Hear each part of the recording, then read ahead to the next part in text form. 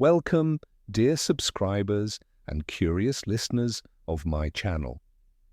Today I propose we explore some interesting and controversial points related to Animagi. The things connected to this phenomenon are not always logical, and sometimes there are many questions raised in the books and films. Let's look at some of them. Number 1. How did the marauders become Animagi despite such complexity? The process of becoming an animagus is extremely complicated, and compared to brewing the polyjuice potion, it's a task for real wizards. It involves dozens of steps, and the first one looks like this. For an entire month, from full moon to full moon, the wizard must hold a mandrake leaf in their mouth without removing it for a second. If the leaf is removed, the whole process must be restarted. This is just the first step. It sounds like a real magical torture. And the worst part is that even the smallest mistake could lead to fatal consequences. Nonetheless, the marauders, including active participants like James and Sirius, successfully went through all the stages. But how did they manage to do this, considering that not every experienced wizard can handle such a complex transformation? Number 2, why are there so few Animagi in the magical world, both registered and unregistered? Next question, if the process of becoming an animagus is so complicated, why have so few wizards mastered this magic? Despite not being able to choose the animal form, many could have benefited from their animagus transformation. For example, Peter Pettigrew became a rat, which played a decisive role in his escape and even helped him live among the Weasley family for 12 years. It's a perfect form for survival in such conditions. So why then haven't powerful wizards used similar opportunities to become Animagi and obtain useful forms for various purposes? Number 3, what happens to an animagus' clothing? One of the strangest and most controversial points is what happens to an animagus's clothing when they transform into an animal. For example, in the film version of The Prisoner of Azkaban, Peter Pettigrew, while transforming into a rat, left his clothes in place. But when he was turned back into a human, his clothes were still on him.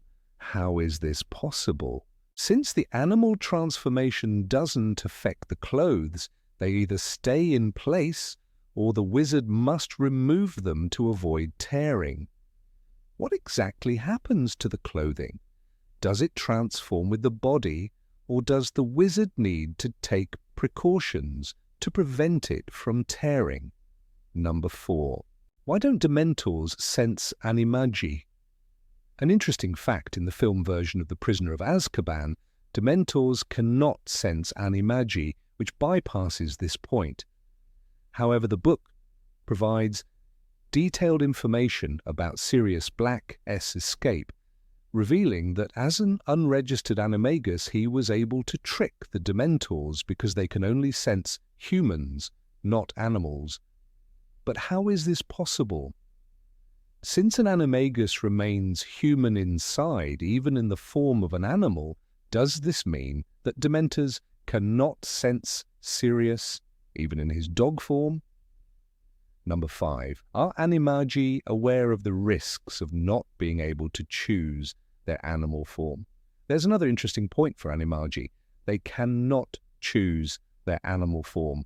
A wizard who becomes an animagus cannot change their form at will.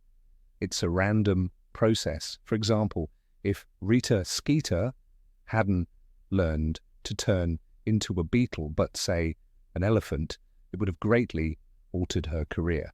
Does this mean that the marauders who decided to transform Remus Lupin were fully aware of the risks of their adventure? After all, the animal form could be anything, and could they have predicted it, knowing that Remus turns into a werewolf? Number 6. How does an animagus's consciousness work in animal form?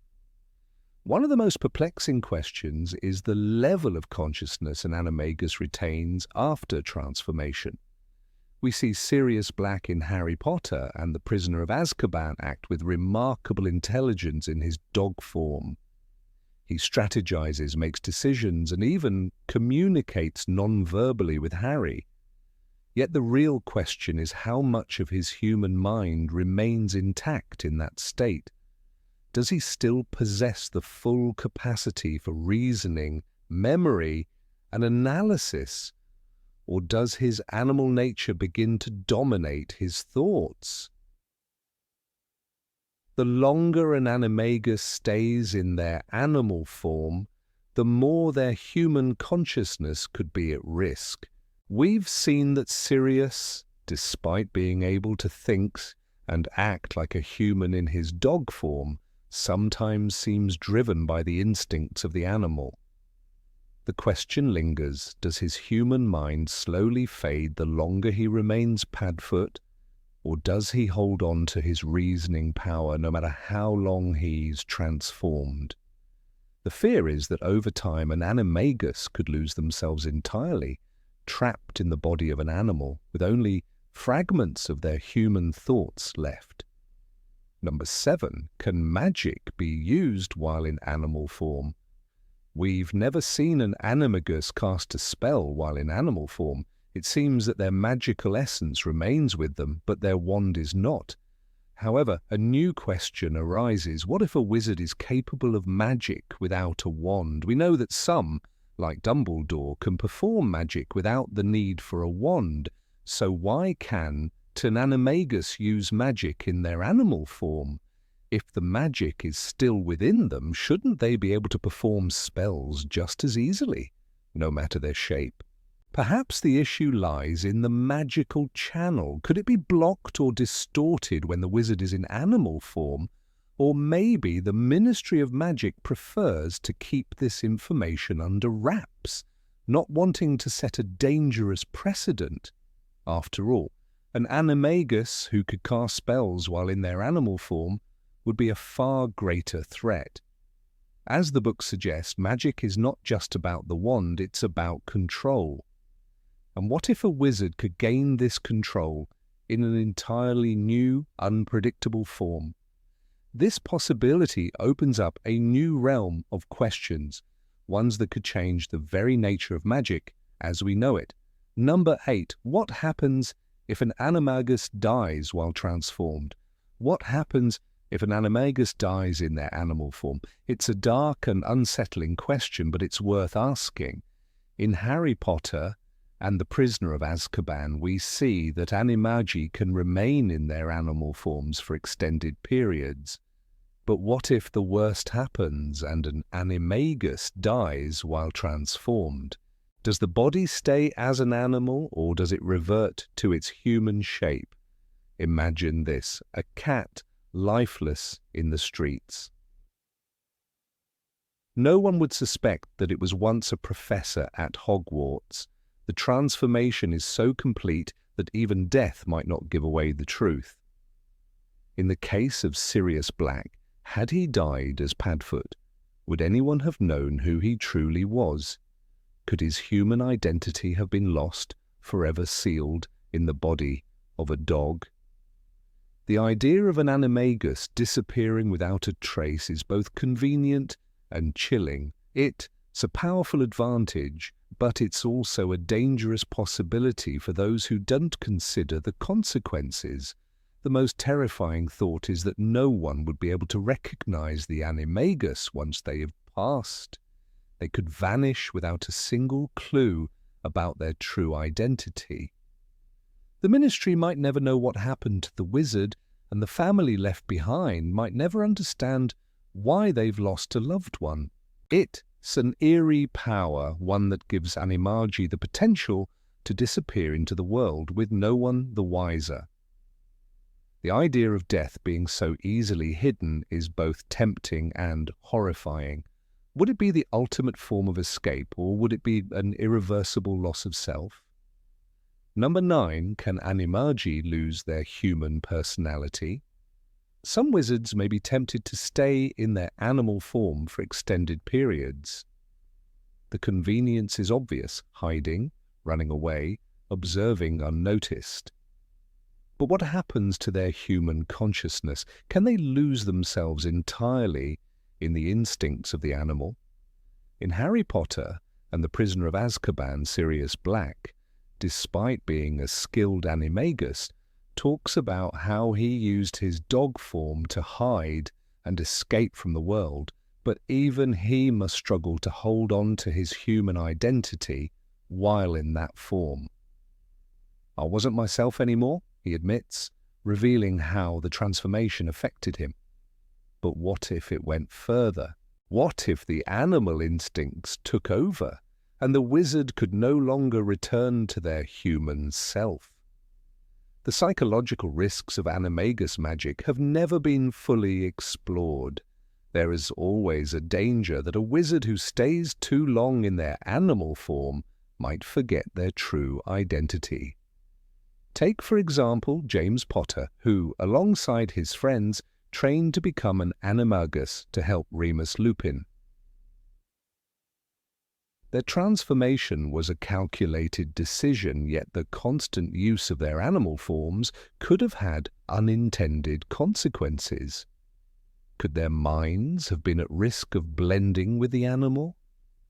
Could a wizard forget their human essence over time, becoming so immersed in the instincts of their chosen form that they could never return? It's especially concerning for those who don't follow the proper magical training or ignore the risks of such transformations.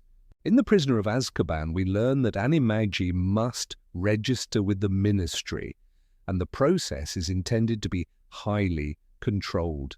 However, what happens when that control is disregarded and the magic is abused? Could an untrained wizard, perhaps someone like Peter Pettigrew, lose their sense of self permanently?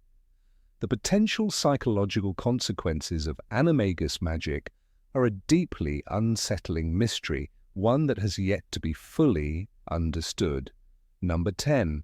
How ethical is it to use animagus powers for spying? Is it ethical to use animagus transformation for spying? From a legal standpoint, turning into an animal and sneaking into private property is no different than espionage.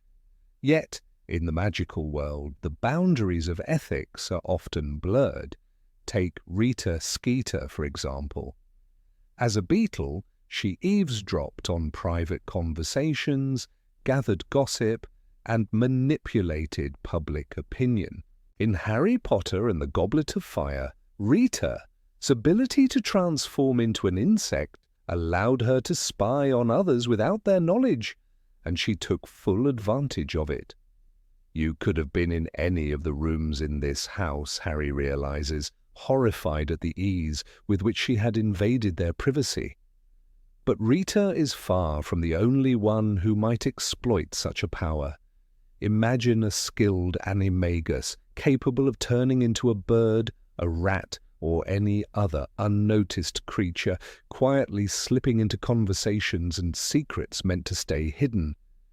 The potential for misuse is vast. Could wizards and witches, especially those with darker intentions, turn this magical ability into a tool of manipulation? Could the Ministry of Magic even control this kind of power, or is it a loophole that remains largely unchecked? The Ministry's ability to regulate Animagi is murky at best. In Harry Potter and the Prisoner of Azkaban, we learn that Animagi must register with the Ministry, but this is hardly foolproof. Consider how Sirius Black, a registered animagus, was able to evade capture for so long while in his dog form. His registration didn't stop him from using his transformation for his own purposes.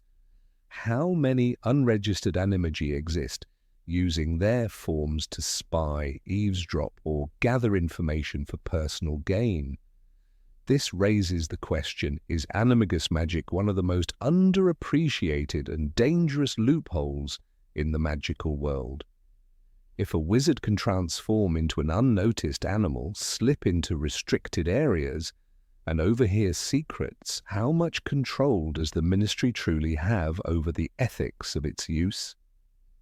The line between curiosity, privacy, and criminal behavior is thin, and in the hands of the wrong person, it could lead to unimaginable consequences. Number 11. Can someone be both an animagus and a werewolf? Could a werewolf also be an animagus? It's one of the most puzzling questions in the magical world. On the surface there's nothing stopping a werewolf from undergoing the rigorous process of becoming an animagus. Process is difficult, involving long months of holding a mandrake leaf in your mouth and facing the challenge of controlling the transformation. But imagine what would happen if a werewolf, already cursed with the power to change into a wolf during the full moon, decided to transform into an animal at will. Could he simply become any animal as an animagus does? The risk, of course, is that the werewolf's primal instincts could override the magic of the transformation. In Harry Potter and the Prisoner of Azkaban, we see that Remus Lupin, a werewolf, struggles to control his transformation. His transformation isn't something he can control, and he experiences it as a curse, not a gift. But what if Lupin, having mastered animagus magic, tried to transform into an animal of his choosing while also fighting the wolf instincts? Would he retain control, or would the wolf's power take over? Could a werewolf shift into something entirely different? Say, a tiger, and if so, what would that look like? Imagine the horror of a double transformation. A wolf trying to become another animal, or worse, the merging of two magical forces. Could it be that the curse of lycanthropy and the magic of animagus transformation would clash, creating an uncontrollable beast? In Harry Potter and the Prisoner of Azkaban, we see that the full moon triggers Lupin's werewolf transformation, a chaotic event that he cannot control. Could the process of becoming an animagus disrupt that? Would the werewolf instinct take over, leaving behind a magical disaster? Or would the magic of transformation somehow fight against the curse? The idea of combining these two magical forces, one a curse and the other a learned skill, presents an unprecedented risk. What happens if a werewolf's natural form and the animagus transformation collide? The magical world has never faced a situation like this, and there are no records of anyone ever attempting such a feat. If it were possible, the results could be catastrophic. Could an animagus werewolf transform into something far more dangerous than they intended? Or would the curse cancel out the animagus magic entirely? The answer remains a mystery, leaving us to wonder just what could happen when two powerful magics meet in the same body. Number 12. Do potions affect Animagi in their animal form? Imagine an animagus transformed into an animal drinking a potion. What would happen? Would the potion's effects still work? Or would the animal form block the magic? Take, for instance, a calming draught or even the polyjuice potion. In the book Harry Potter and the Prisoner of Azkaban, we see that the transformation is not just physical. An animagus remains human inside, but does the magical essence of the animal form interfere with the potion as magic? Now let's take a more dangerous scenario. Picture this. Rita Skeeter, in the form of a beetle, drinks a potion, but someone has slipped poison into her drink. Would the poison affect her in beetle form? In the Harry Potter books, it's clear that Animagi retain their human consciousness. But what happens if their animal bodies are exposed to something fatal? If Rita were a beetle and someone poisoned her milk, would her human mind be able to fight the deadly effects, or would the poison still take hold? Perhaps the answer lies in the fact that the magic of transformation doesn't just mask the body, it's a shift in the very nature of the wizard. In Harry Potter and the Goblet of Fire, we see the effects of dark magic on the human form, yet the animal form could behave unpredictably when faced with powerful potions. For example, when Harry drinks the Polyjuice potion, he's transformed into someone else. But what if an animagus were to drink the potion while in animal form? Would the magic counteract each other, creating an unpredictable result? We've seen in the books that the line between human and animal can blur for an animagus, but can it ever fully vanish? In The Prisoner of Azkaban, when Sirius Black transforms into a dog, he maintains his human intelligence. But could he, or any animagus, ever fully lose control over the potion? These effects. If an animagus were in danger while in their animal form, would their magical essence allow them to fight it off, or would they be helpless? The consequences of mixing potions with animal transformation remain a magical mystery, and the answer is far from simple. Number 13. Is it possible to transform into magical creatures? The art of animagus transformation in the wizarding world is a powerful and deeply intriguing subject. Traditionally, Animagi transform into ordinary, non-magical animals such as cats, dogs, and rats.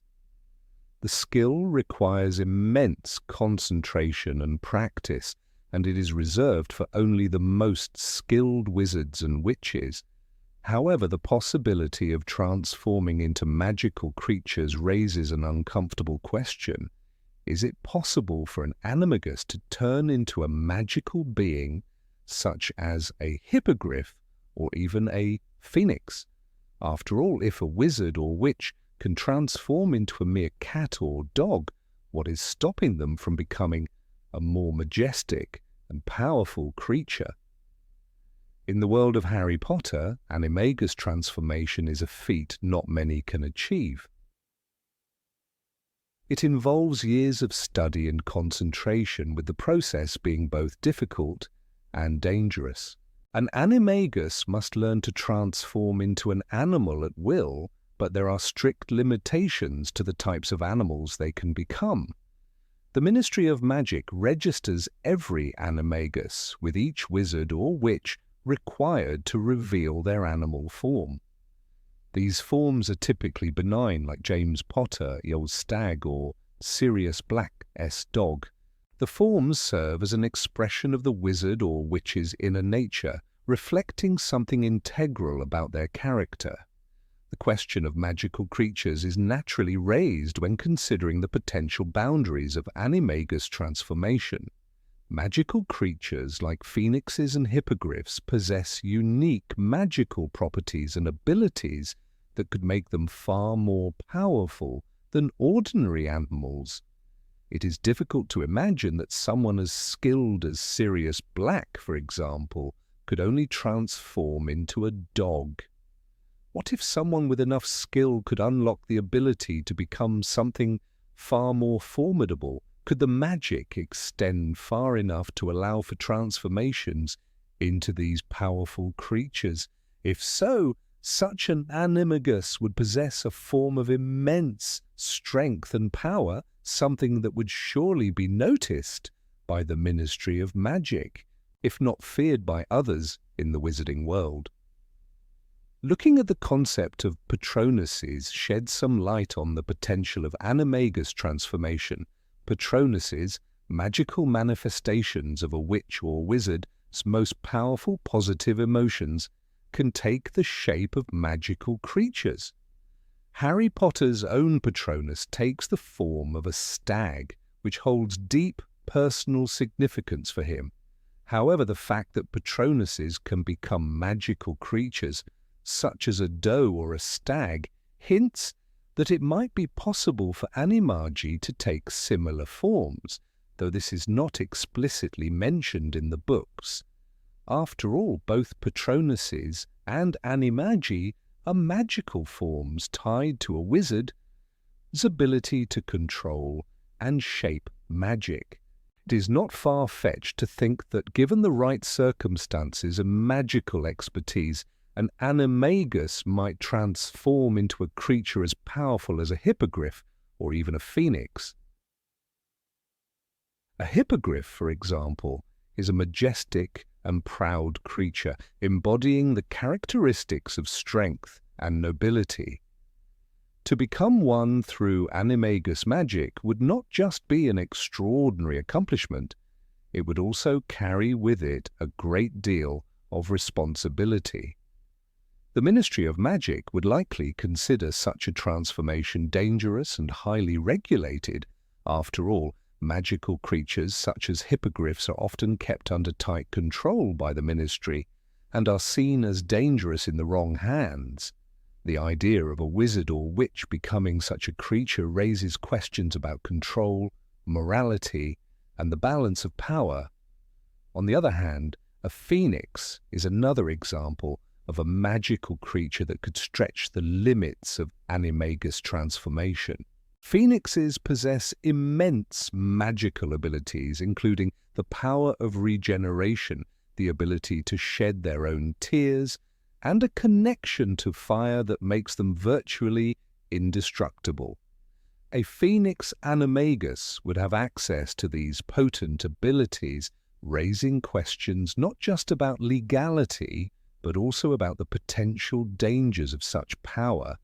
It is possible that such a transformation would not be recognized by the Ministry as a legitimate animagus form. A phoenix is too powerful, too unpredictable, and perhaps too tied to ancient and sacred magic for it to be classified as a simple animagus transformation. The Ministry would likely consider it an abomination, potentially posing a serious threat to the magical community.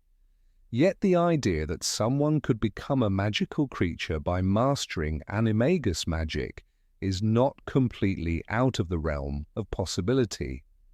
History is full of magical beings who have achieved great feats by pushing the boundaries of known magic. Albus Dumbledore, for instance, was known for his mastery of magic, both in its traditional and most unconventional forms. However, Dumbledore's abilities never extended to becoming a magical creature like a hippogriff or phoenix.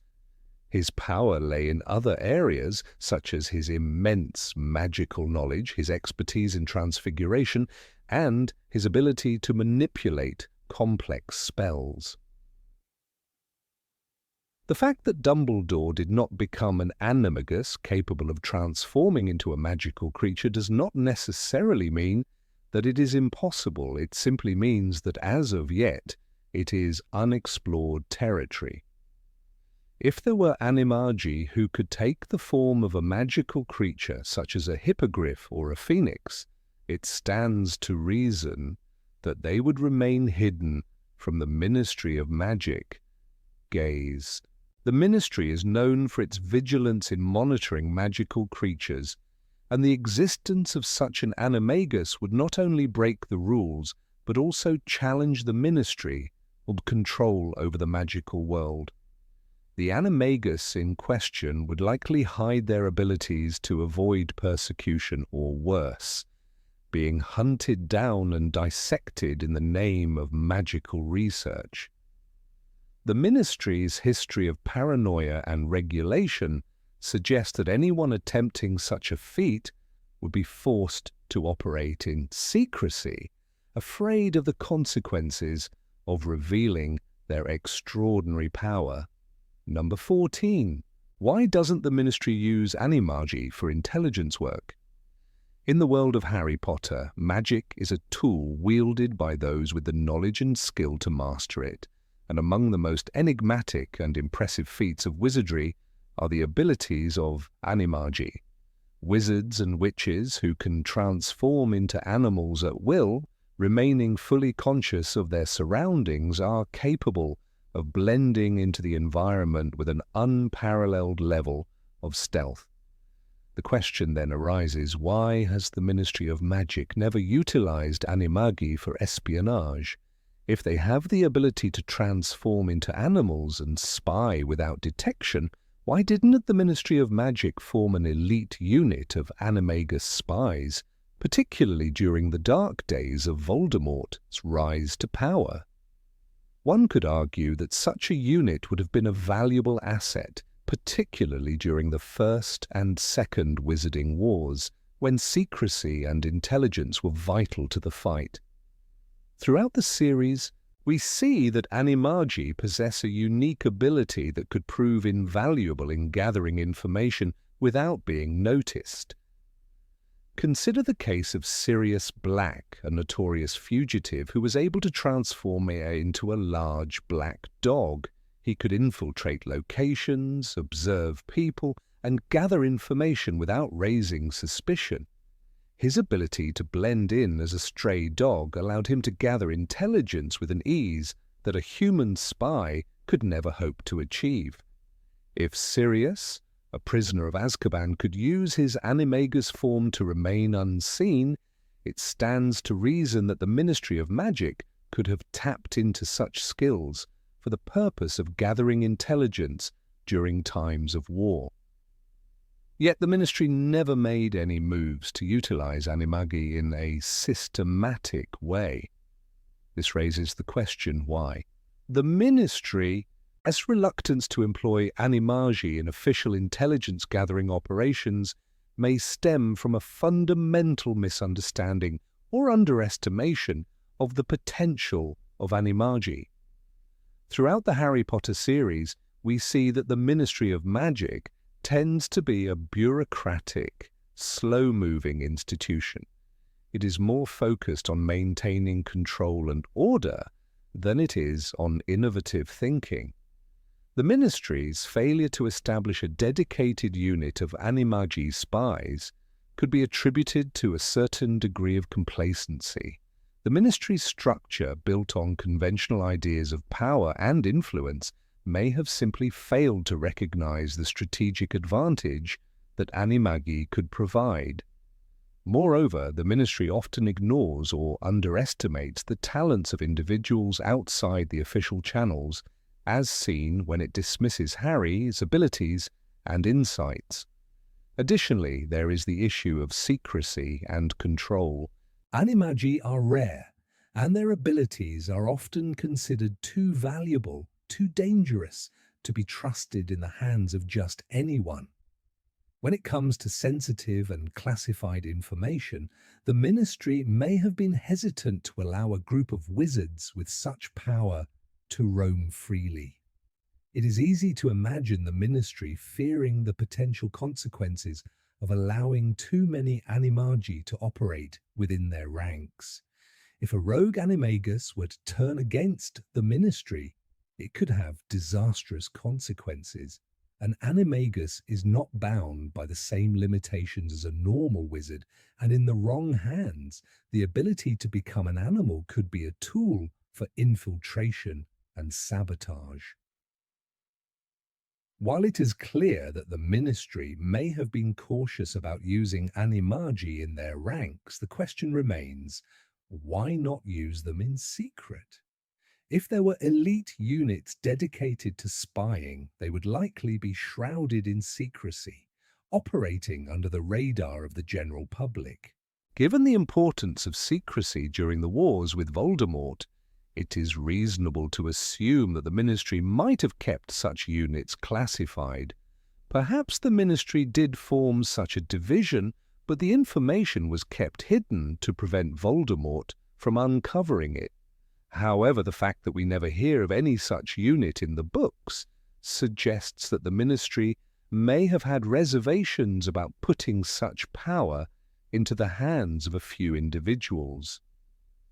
Another possibility is that the Ministry feared the political ramifications of empowering Animagi.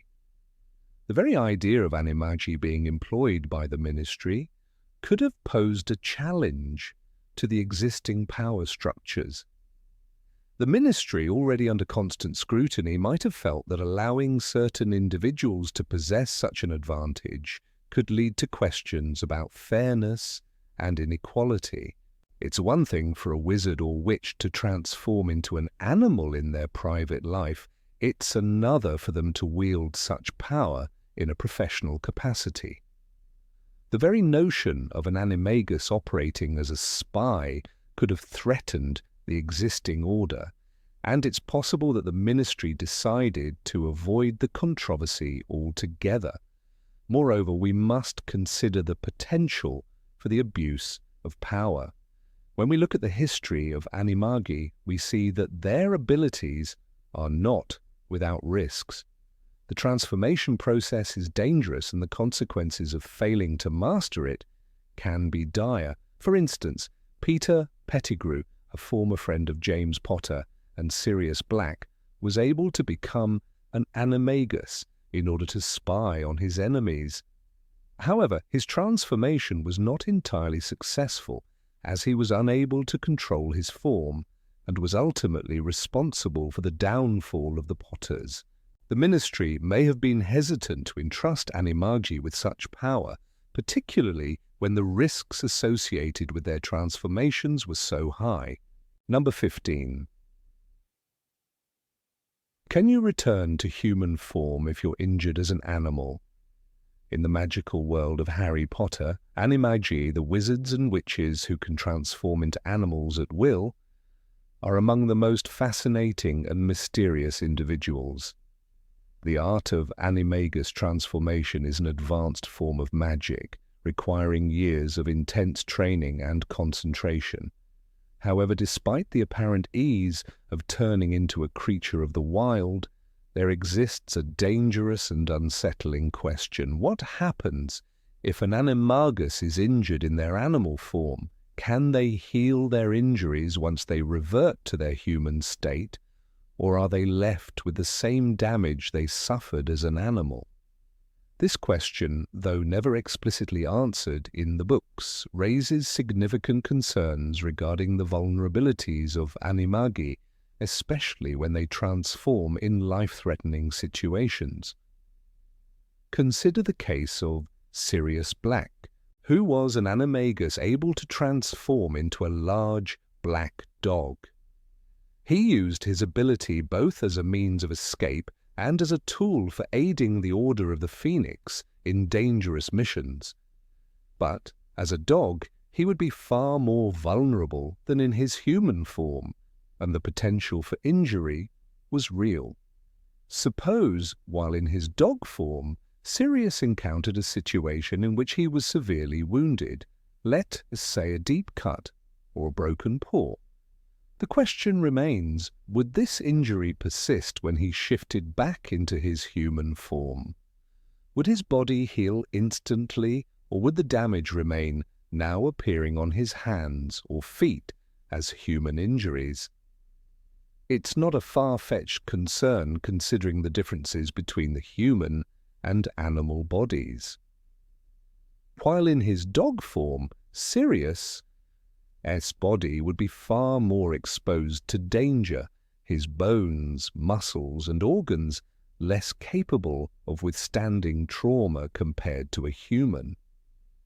When transforming into an animal, the body changes entirely. The wizard or witch's human form is replaced by a creature or its body, and the physical laws of the human world no longer apply. When Sirius or any other animagus reverts to their human shape, there is a valid fear that injuries sustained in the animal form would not heal in the way a human wound would. If Sirius' paw were broken, for instance, might he return to his human state with the broken bone still intact, causing him great pain and forcing him to manage the injury as though he never transformed at all? This is an aspect of animagus transformation that is rarely discussed. In the magical community, there is a tendency to focus on the advantages of being able to turn into an animal at will, escaping danger, moving unnoticed, and gaining certain animal-like abilities. But the darker side of the transformation is often overlooked. Animagi are known for their resourcefulness, but transforming in the heat of battle could be a double-edged sword. They might be able to escape from danger, but the risk of sustaining fatal injuries as an animal is high. A severely injured animagus could suffer significant long-term consequences from their transformation. If they were attacked or caught in a dangerous situation, while in their animal form, it might be too late to return to their human form and heal. The possibility of fatal wounds carried into the human body seems like a terrifying reality. The case of Sirius Black is not isolated in the world of Animagi. James Potter, another well-known animagus, transformed into a stag. Though James was a gifted and daring wizard, he too might have faced similar risks during the course of his adventurous life. Imagine James transforming into his stag form to evade a curse or a battle, only to be wounded by an enemy, his spell while in his animal state. Would the injury be absorbed by the stag form, or would it transfer back to his human body upon returning to his original shape? Such a dilemma presents not only a magical challenge but a personal one. Should an animagus take the risk of transforming into an animal during battle, knowing that any injury sustained could be fatal or permanently damaging?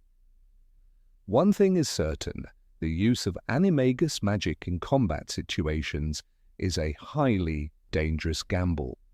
Take, for instance, Sirius escaped from the grim old place during his years as a prisoner in Azkaban. His transformation into a dog allowed him to sneak past the Ministry as defenses and remain undetected. However, what if Sirius had been hurt during his escape? What if an injury sustained in his animal form had lingered when he returned to his human body? In a time of war, when every advantage matters, such a risk could have serious consequences. The risk of sustaining permanent damage while in an animal form is not only a concern for those on the side of the Order of the Phoenix. Dark wizards who wield animagus transformations also face the same dangers. Bellatrix Lestrange, one of the most notorious Death Eaters, could have easily used the art of animagus transformation in battle. However, the stakes for Bellatrix would be higher. Her vicious nature and her willingness to risk everything for power might drive her to take such risks. In her case, a risky transformation could have devastating results. Her injuries, sustained in the animal form, could easily result in death or worse if left untreated or unnoticed. The idea of Animagi suffering from their injuries after transforming back into humans might also shed light on the differences between wizards and magical creatures. Magical creatures, such as werewolves or centaurs, are often depicted as more resilient to physical harm. Their bodies are tougher, able to withstand injuries that might incapacitate a human. But for Animagi, whose transformations are temporary and entirely voluntary, the risk is much greater. This contrast in physical resilience emphasizes just how vulnerable an animagus can be when engaging in risky activities. The magical world, with its rules and codes of conduct, rarely acknowledges the hidden dangers lurking beneath the surface. Number 16. Can Animagi sense magic while in animal form? In the magical world of Harry Potter, Animagi, wizards and witches who can transform into animals at will, are both a fascinating and elusive part of the wizarding society. The very concept of an animagus raises numerous questions about the nature of magic, the limits of the human mind, and the boundaries between the animal and human worlds. Among the many curious aspects of being an animagus, one question remains particularly intriguing and unsettling. Can Animagi still sense magic when in their animal forms? The books provide little direct insight into this, leaving the question open for interpretation. However, by carefully examining the nature of the transformation and the abilities of Animagi, we can attempt to unravel the mystery. The first thing to consider is what it means to be an animagus. Becoming one is no simple feat. It requires extensive training and an incredible amount of concentration, with the ability to maintain one's human consciousness while in an animal body. The most famous example of this is Sirius Black, who transforms into a large black dog. Even in his animal form, Sirius retains his human awareness. This fact is crucial because it suggests that, despite the change in physical form, an animagus still retains a certain level of mental and magical consciousness. This in turn raises the question, if an animagus can retain their mind, can they also retain their ability to perceive and respond to magic? Let's consider a scenario in which an animagus, now in their animal form, encounters magical spells such as Imperius, Expecto Patronum, or even Avada Kedavra. These are powerful and distinctive spells that have specific effects. The Imperius curse controls the target's actions, the Patronus charm summons a magical protector, and the killing curse is lethal upon contact. If an animagus were to be in an animal form during these moments, would they be able to sense the magic being used? Could they feel the pull of the Imperius curse, recognize the presence of a Patronus, or understand the intent behind a killing curse? While the books don't offer a definitive answer to this question, several clues can guide our understanding. First, we know that an animagus retains their human mind, even while in an animal's body.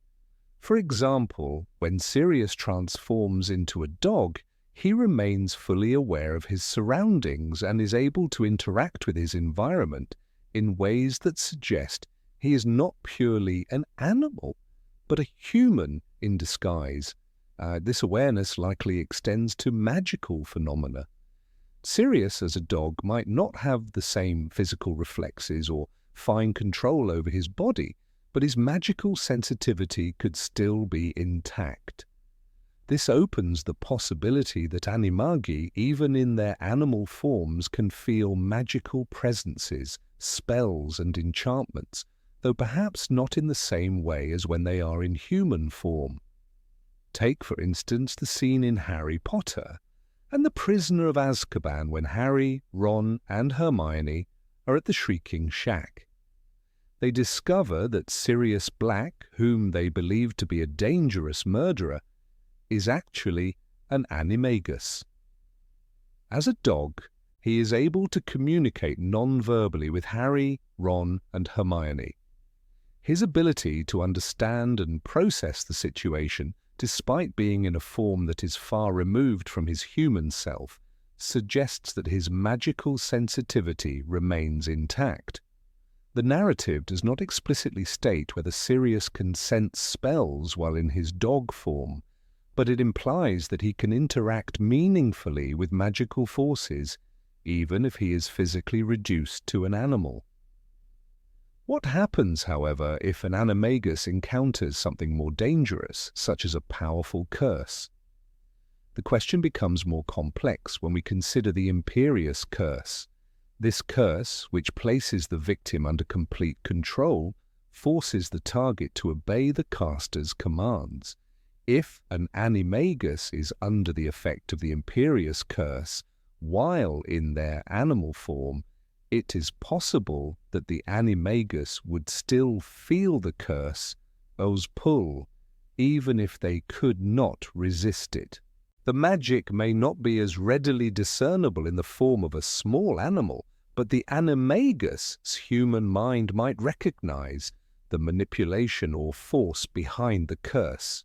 Could an animagus, with their awareness intact, perceive the influence of the Imperius curse more clearly than an ordinary animal could.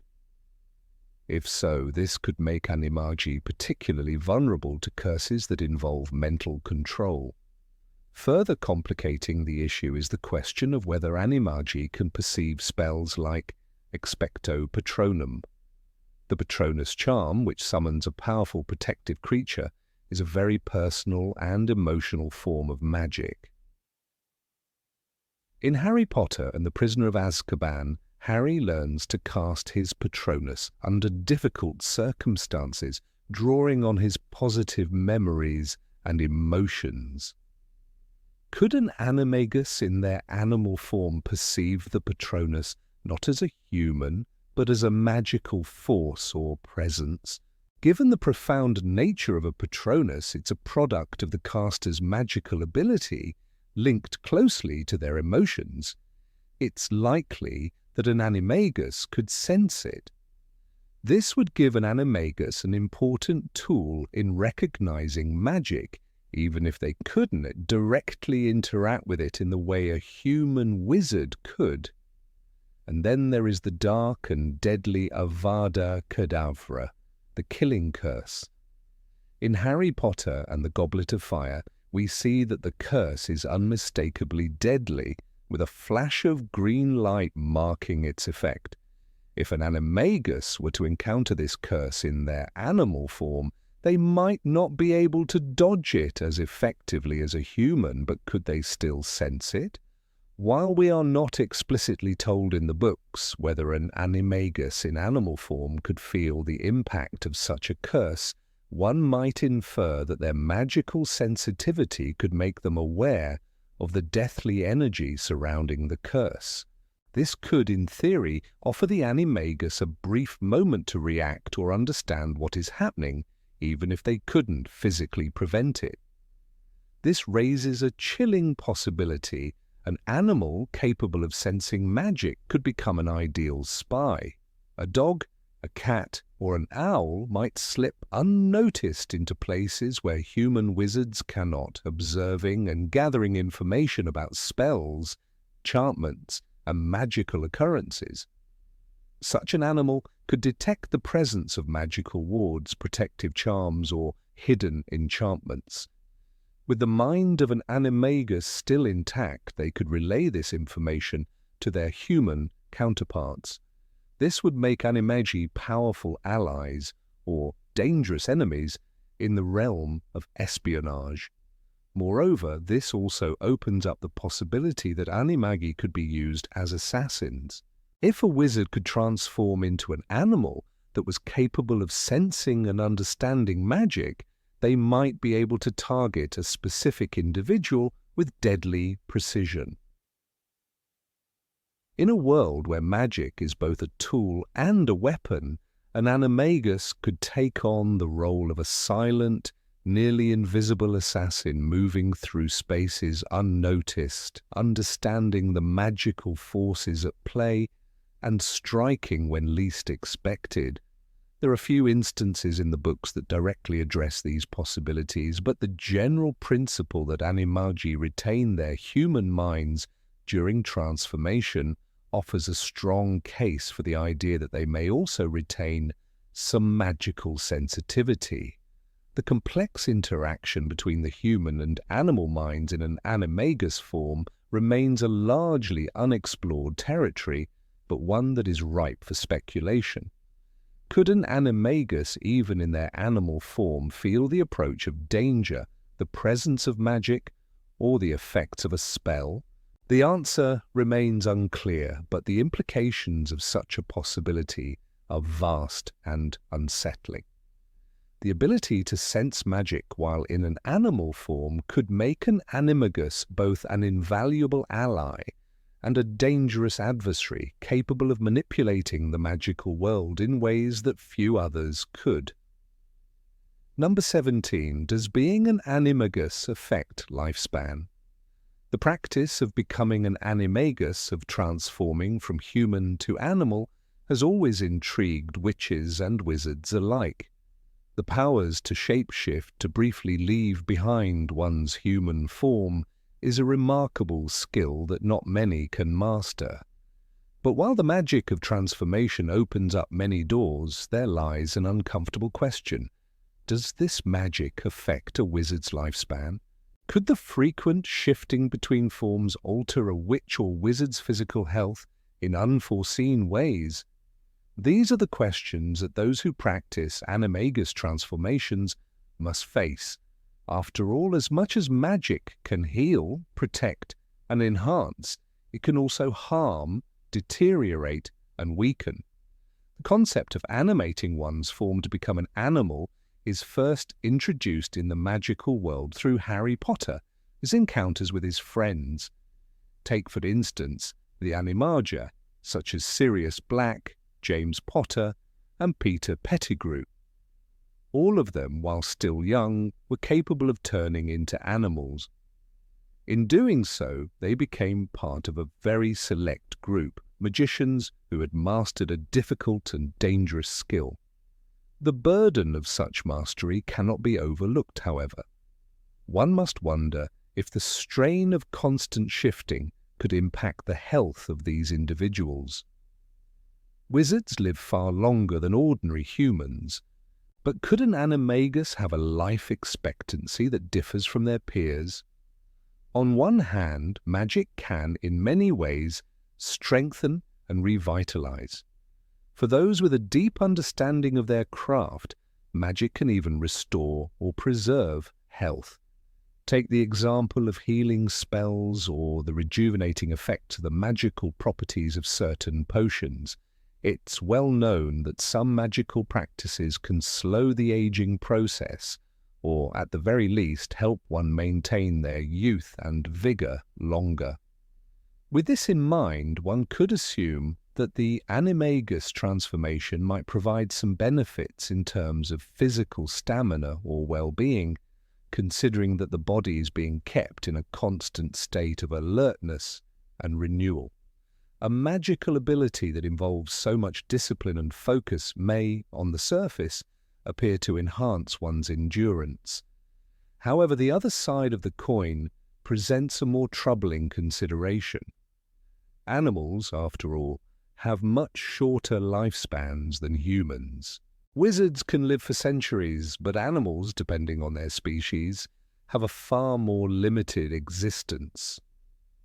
This disparity begs the question, could a wizard's long-term shift into animal form lead to an accelerated aging process, shortening their natural lifespan? Could the strain of constantly transforming back and forth be wearing down the wizard's body in subtle ways, like a piece of equipment that is subjected to too much wear and tear? Frequent transitions might be exerting a kind of stress on both mind and body that no one has fully comprehended. Sirius Black, one of the most famous Animagi, was known to turn into a large, black dog. This transformation became his means of survival during his time in hiding, yet we are never told how long he maintained his form in that state.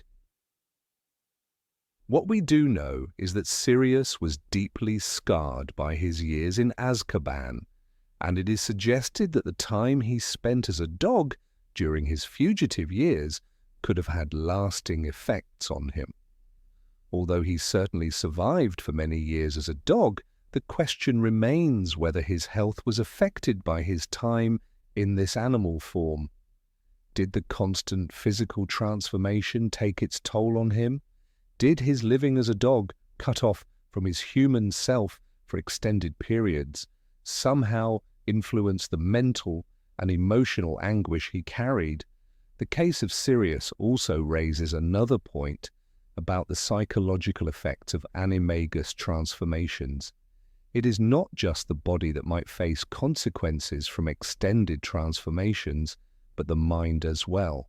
Animals have instincts, desires, and needs that are very different from those of humans, and so long periods of transforming into one could warp the wizard's psychological state.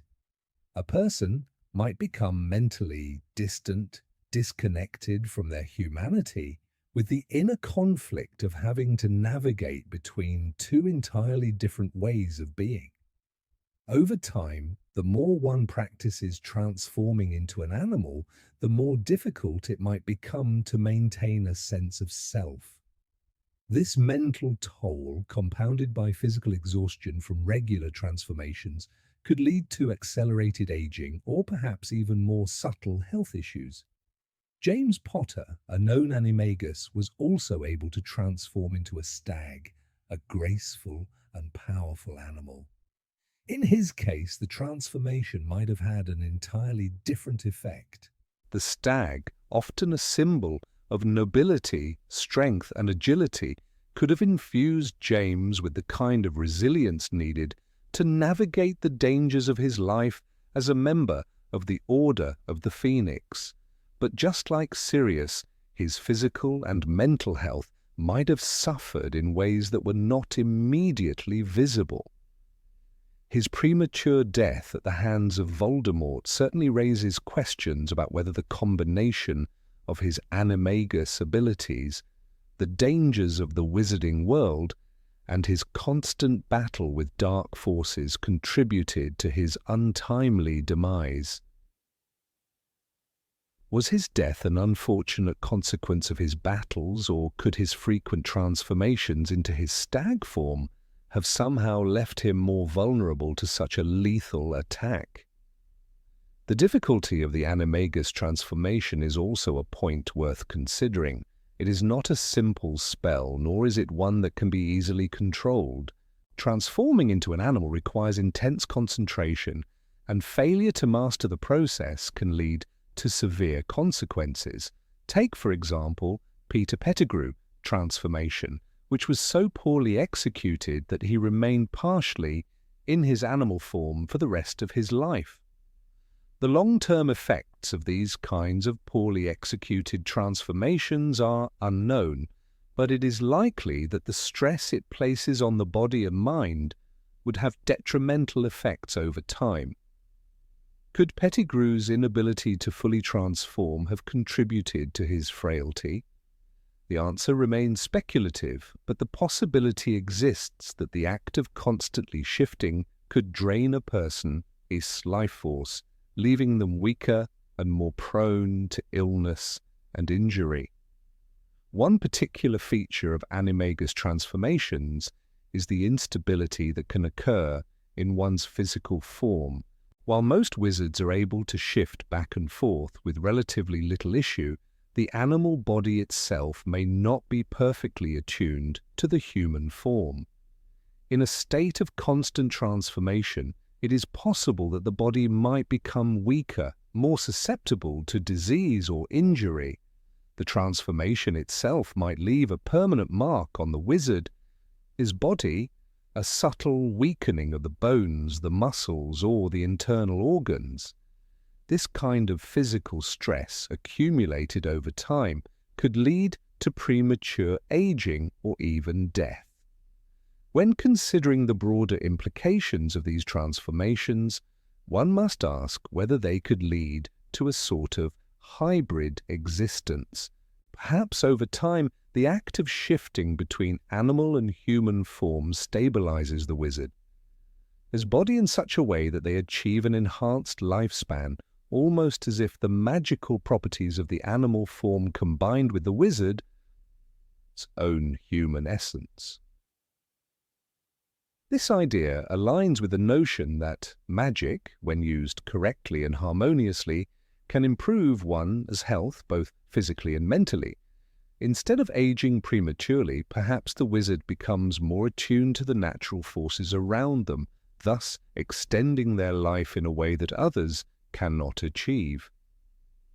The answer to the question of whether animagus transformations affect a wizard, his lifespan remains elusive. There is no clear evidence one way or the other in the Harry Potter series. Yet the complexity of the magic, the varying abilities and conditions of different animagi, and the strain that comes with transforming into another form suggest that the practice could have a significant impact on a witch or wizard's health. As with most magical abilities, the risks involved in mastering the art of transformation may outweigh the potential benefits, especially when it comes to long-term consequences for the body and mind. In the end, the question remains, does the act of becoming an animagus shorten a wizard's life, or does it allow them to live longer than their peers thanks to the stabilizing effects of the magical transformations? The answer lies in the nature of magic itself, a force that can both protect and destroy, heal and harm, depending on how it is used. Only time and further study might offer a clearer answer, but one thing is certain. The life of an animagus is a complex and dangerous one, full of untold risks and rewards. Number 18. What happens if an animagus transforms into an extinct animal? The concept of an animagus, a wizard or witch capable of transforming into an animal at will, has long fascinated the wizarding world. Throughout the Harry Potter series, we encounter several characters who can shift into their animagus forms, a skill requiring immense concentration, discipline, and years of training. However, while we are presented with examples such as Sirius Black's transformation into a dog, James Potter, Stag, and Peter Pettigrew's rat, the boundaries of this magical ability remain somewhat unclear. What if an animagus could transform into a creature that is not just an animal, but one that is thought to have been extinct for centuries? Could a wizard transform into a creature that no longer exists in the magical world, let alone the Muggle one? Let's consider this hypothetical scenario. A wizard or witch, gifted with the unique magical ability to become an animagus, finds that their inner creature is not a simple dog, cat, or bird, but something far older and more mysterious. Perhaps they become a saber-toothed tiger, a creature that has been extinct for thousands of years. Is this even possible? And if so, what implications might it have for the magical community?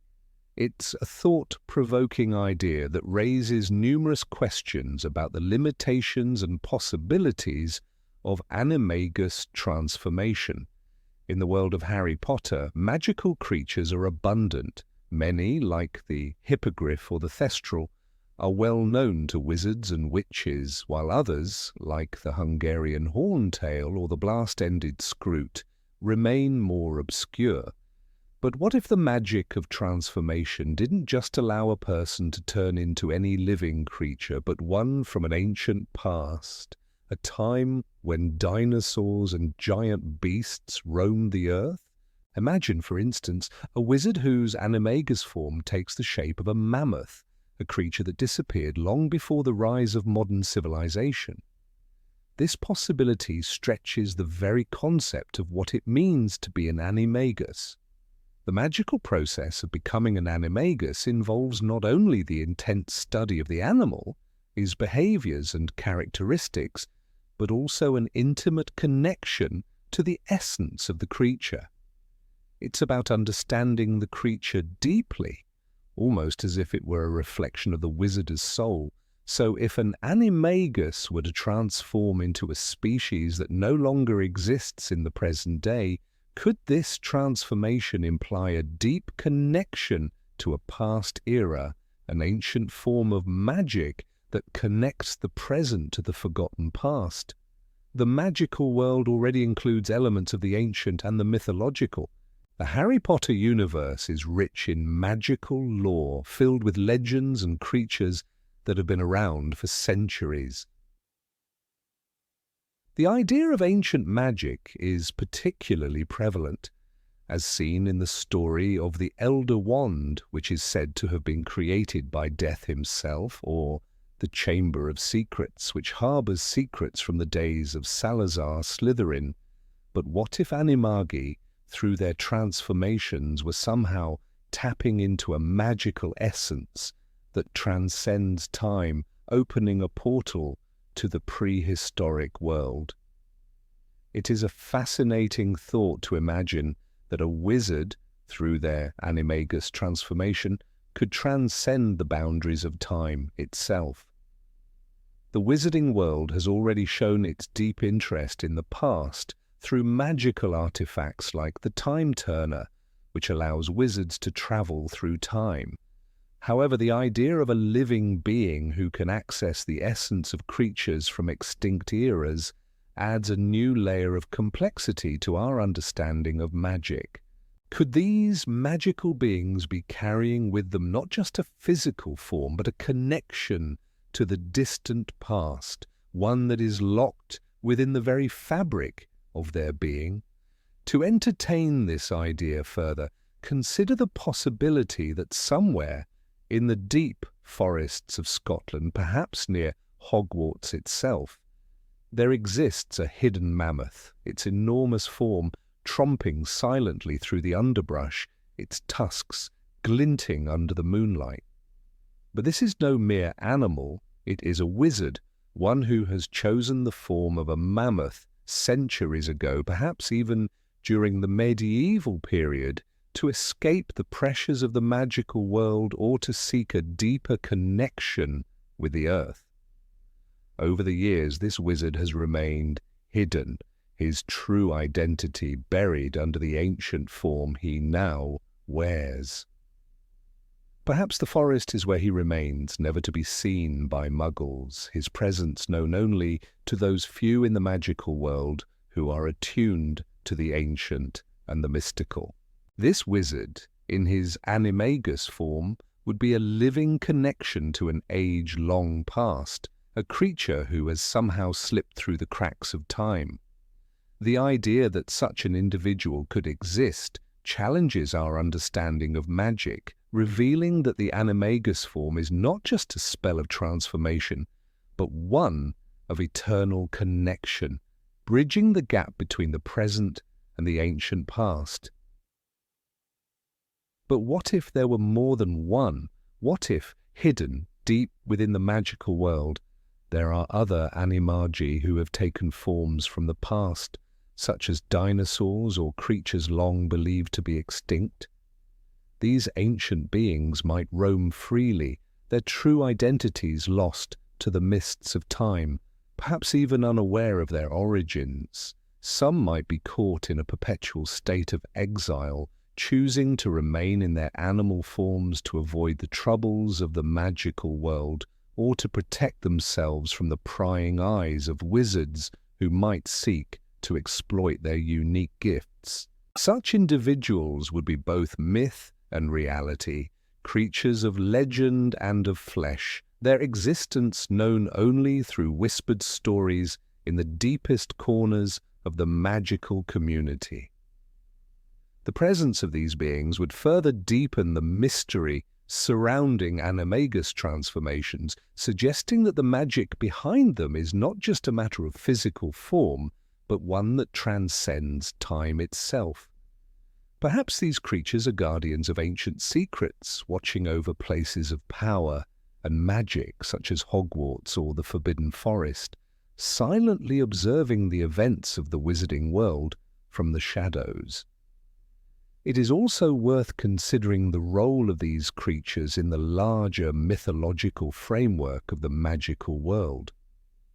The concept of creatures that have transcended time suggests that magic itself is not confined to the present, but stretches backward, pulling elements from the distant past into the present.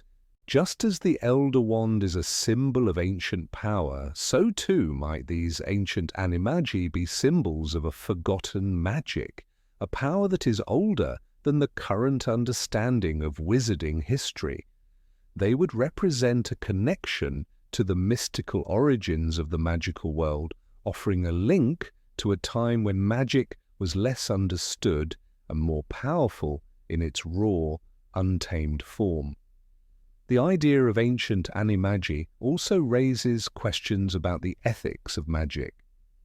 If a wizard were to take the form of an extinct creature, would they be tapping into a power that should remain untouched? The magical world is no stranger to the dangers of uncontrolled magic, as evidenced by the dark arts and the rise of dark wizards like Voldemort. Could the power of an ancient animagus be dangerous, a force that could be misused if not properly understood? The idea of ancient creatures from the past carries with it a sense of both wonder and danger, suggesting that magic is not just a tool to be wielded, but a force that must be respected and guarded. Perhaps this is the true power of animagus transformation, the ability to connect with the deep, untamed forces of the past, to channel the ancient magic that flows through the very fabric of the earth. Whether this power is dangerous or enlightening depends on the wizard who wields it. It is a power that requires great responsibility, one that cannot be taken lightly, for in it lies not just the potential to transform, but to transcend time itself. The question of whether an animagus could transform into an extinct creature is more than just a fantastical thought experiment. It is a reflection of the deeper mysteries of the magical world, a reminder that magic is not just a matter of spells and potions, but of connections to the past, to the ancient forces that shape the world, and to the untold stories that lie buried in the depths of time. Perhaps in the quietest corners of the magical world, these ancient animagi still wander, their true forms hidden from the world, waiting for the moment when their secrets will once again be revealed. Number 19. Do animagi have animal instincts? The question of whether animagi, those rare witches and wizards who can transform into animals at will, possess animal instincts is a fascinating one. While the transformation itself is a display of magical skill, the psychological and behavioral effects on the witch or wizard undergoing this change remain largely unexplored in the wizarding world. The case of Sirius Black, who transforms into a large black dog, and Peter Pettigrew, who becomes a rat, provides a stark contrast in terms of how their animal forms influence their behavior, raising unsettling questions about the nature of the animagus transformation. Sirius Black, one of the Marauders, is one of the most well-known animagi in the wizarding world, able to transform into a black dog at will. This transformation is not simply a physical change, comes with certain behavioral traits. Sirius' dog form, described as a big black shaggy dog in Harry Potter and the Prisoner of Azkaban, is known for its protective nature. As a dog, Sirius is fiercely loyal just as he is in his human form. This loyalty is exemplified when he fiercely protects Harry during their time together at Grimmauld Place, showing an instinctive devotion that seems to go beyond mere friendship. His animal form is protective, territorial, and driven by a strong sense of loyalty to those he loves, especially Harry. However, while Sirius' animal instincts appear to serve him well, they also raise questions about the darker side of the animagus transformation. Sirius' dog form is not just a simple animal form, it is a form that expresses a deep-seated sense of anger and defensiveness. When Sirius transforms into a dog, he often becomes more aggressive, and this aggressive streak can lead to dangerous situations. For instance, in the third book, when he first transforms into a dog in front of Harry, Ron, and Hermione, he seems to snap at anyone who threatens him. His animal instincts are clearly on display, showing that the animagus form can affect behavior beyond simple transformation. The sense of aggression tied to the dog form may explain some of Sirius' impulsive and often reckless decisions, particularly when it comes to his own safety or the safety of those he loves. On the opposite end of the spectrum, Peter Pettigrew's animagus transformation into a rat exhibits a different set of animal instincts altogether. His transformation reflects the darker, more cowardly aspects of his character. In his rat form, Pettigrew is not just a small animal, he is a creature of fear, paranoia, and survival. The rat, traditionally associated with cowardice, scheming, and betrayal, mirrors Pettigrew, his true nature.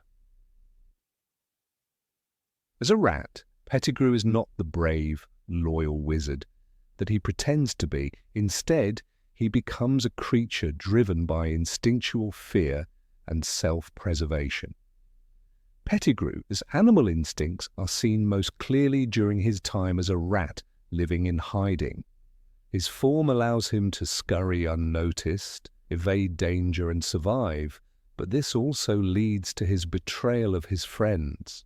In The Prisoner of Azkaban, when the truth about his role in the betrayal of James and Lily Potter is revealed, we understand that Pettigrew's rat instincts, namely his desire to survive at all costs, led him to betray the Potters to Lord Voldemort. This survival instinct is a dangerous one. He is so driven by that he willingly sacrifices others, including his closest friends, for his own safety.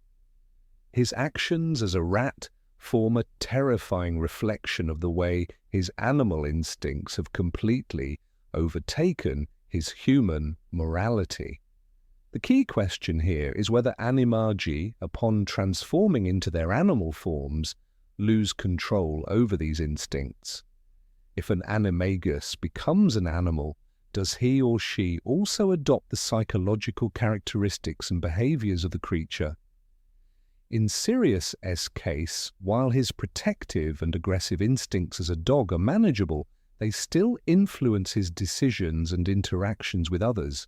His animal instincts push him to act impulsively and sometimes recklessly, just as a dog might defend its territory or react aggressively to a threat. For Sirius, the question of whether his dog form has any impact on his personality is complicated. While he doesn't lose control over his actions, his instincts seem to enhance the protective side of his nature, even though they might also lead him to reckless decisions. In contrast, Pettigrew's transformation seems to offer a darker, more sinister view of Animagi. His rat form does not appear to offer any balance or control over his instincts.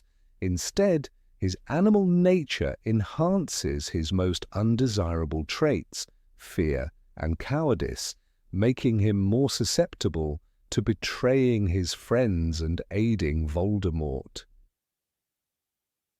While Sirius's form seems to help him protect, Pettigrew's transformation leads him to self-preservation at all costs, even if it means sacrificing others in the process. One of the most compelling questions that arises from this discussion is whether an animagus might lose their humanity entirely if they spent too much time in their animal form. Can a wizard or witch keep control of their human instincts and reasoning, or will their animal instincts overtake them? The idea that the Ministry of Magic might cover up such cases suggests that there may be instances where Animagi, upon assuming the form of particularly aggressive or territorial animals, lose control over their own actions. There are hints throughout the books that the Ministry records may not be entirely honest about the true nature of certain events. The idea that Animagi may be prone to dangerous, uncontrollable behavior that could result in tragic consequences, is a subtle thread that runs through the narrative. The tragic events of the Marauders' past, specifically the betrayal of James and Lily Potter by Peter Pettigrew, might also point to the potential dangers of animagus transformation.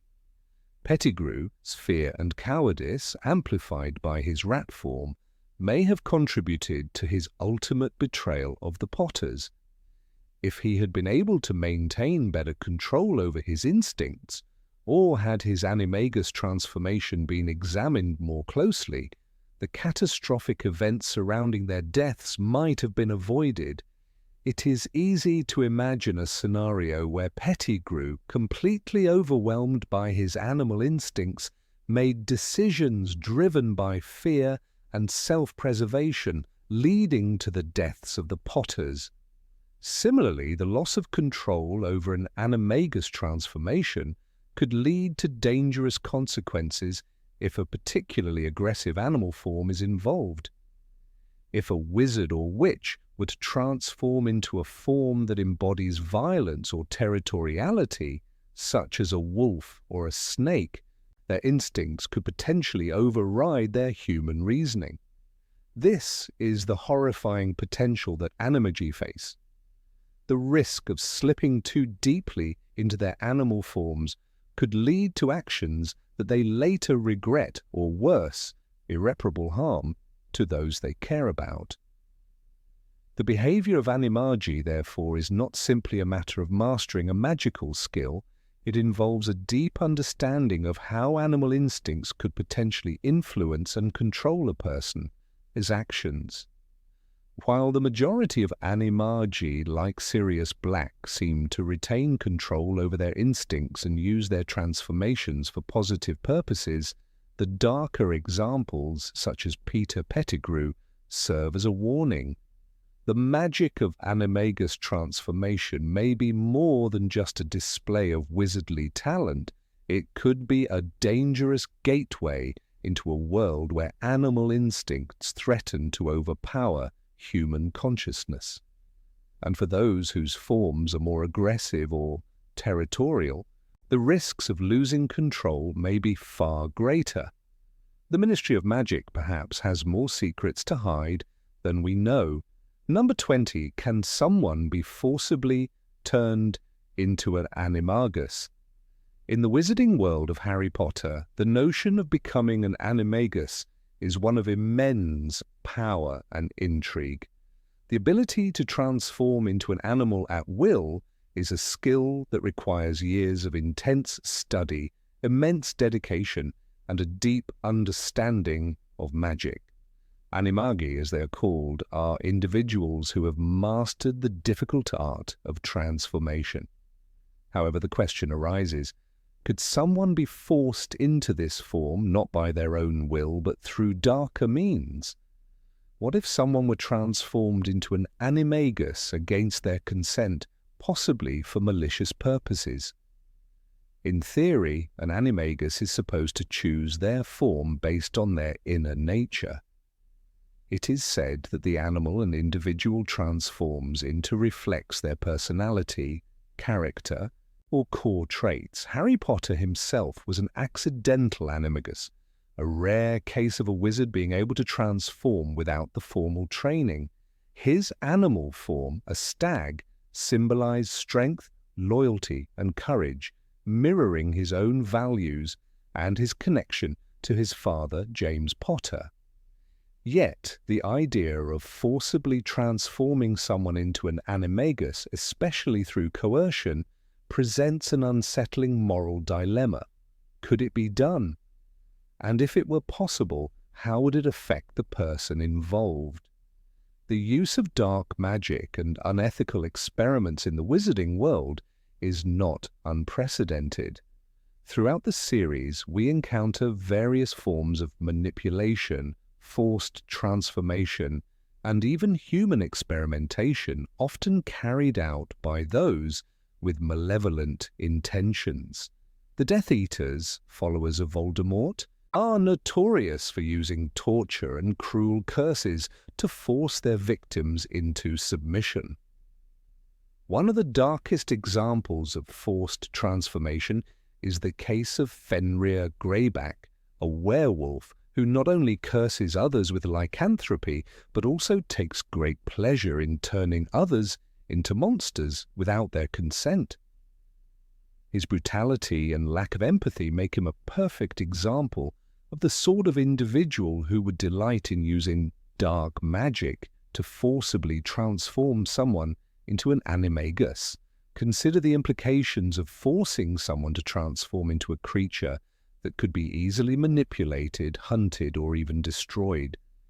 Imagine, for instance, turning someone into a harmless insect, a fly, a mosquito, or, even worse, a slug. These forms would render the victim utterly powerless, at the mercy of whoever holds the wand. To turn an enemy into a bug, a creature so insignificant in the grand scheme of things, would be a ruthless form of control, turning a person into a being that is no longer human but an object of derision or cruelty. What if such a transformation wasn't only humiliating but also life-threatening? A mosquito could be swatted, a slug crushed, or a fly squashed, easily destroyed without any chance of survival. The question of ethics arises when one considers the potential consequences of such a transformation. Is it right to turn someone into an animal against their will, particularly when the form chosen for them is one that is so degrading or dangerous?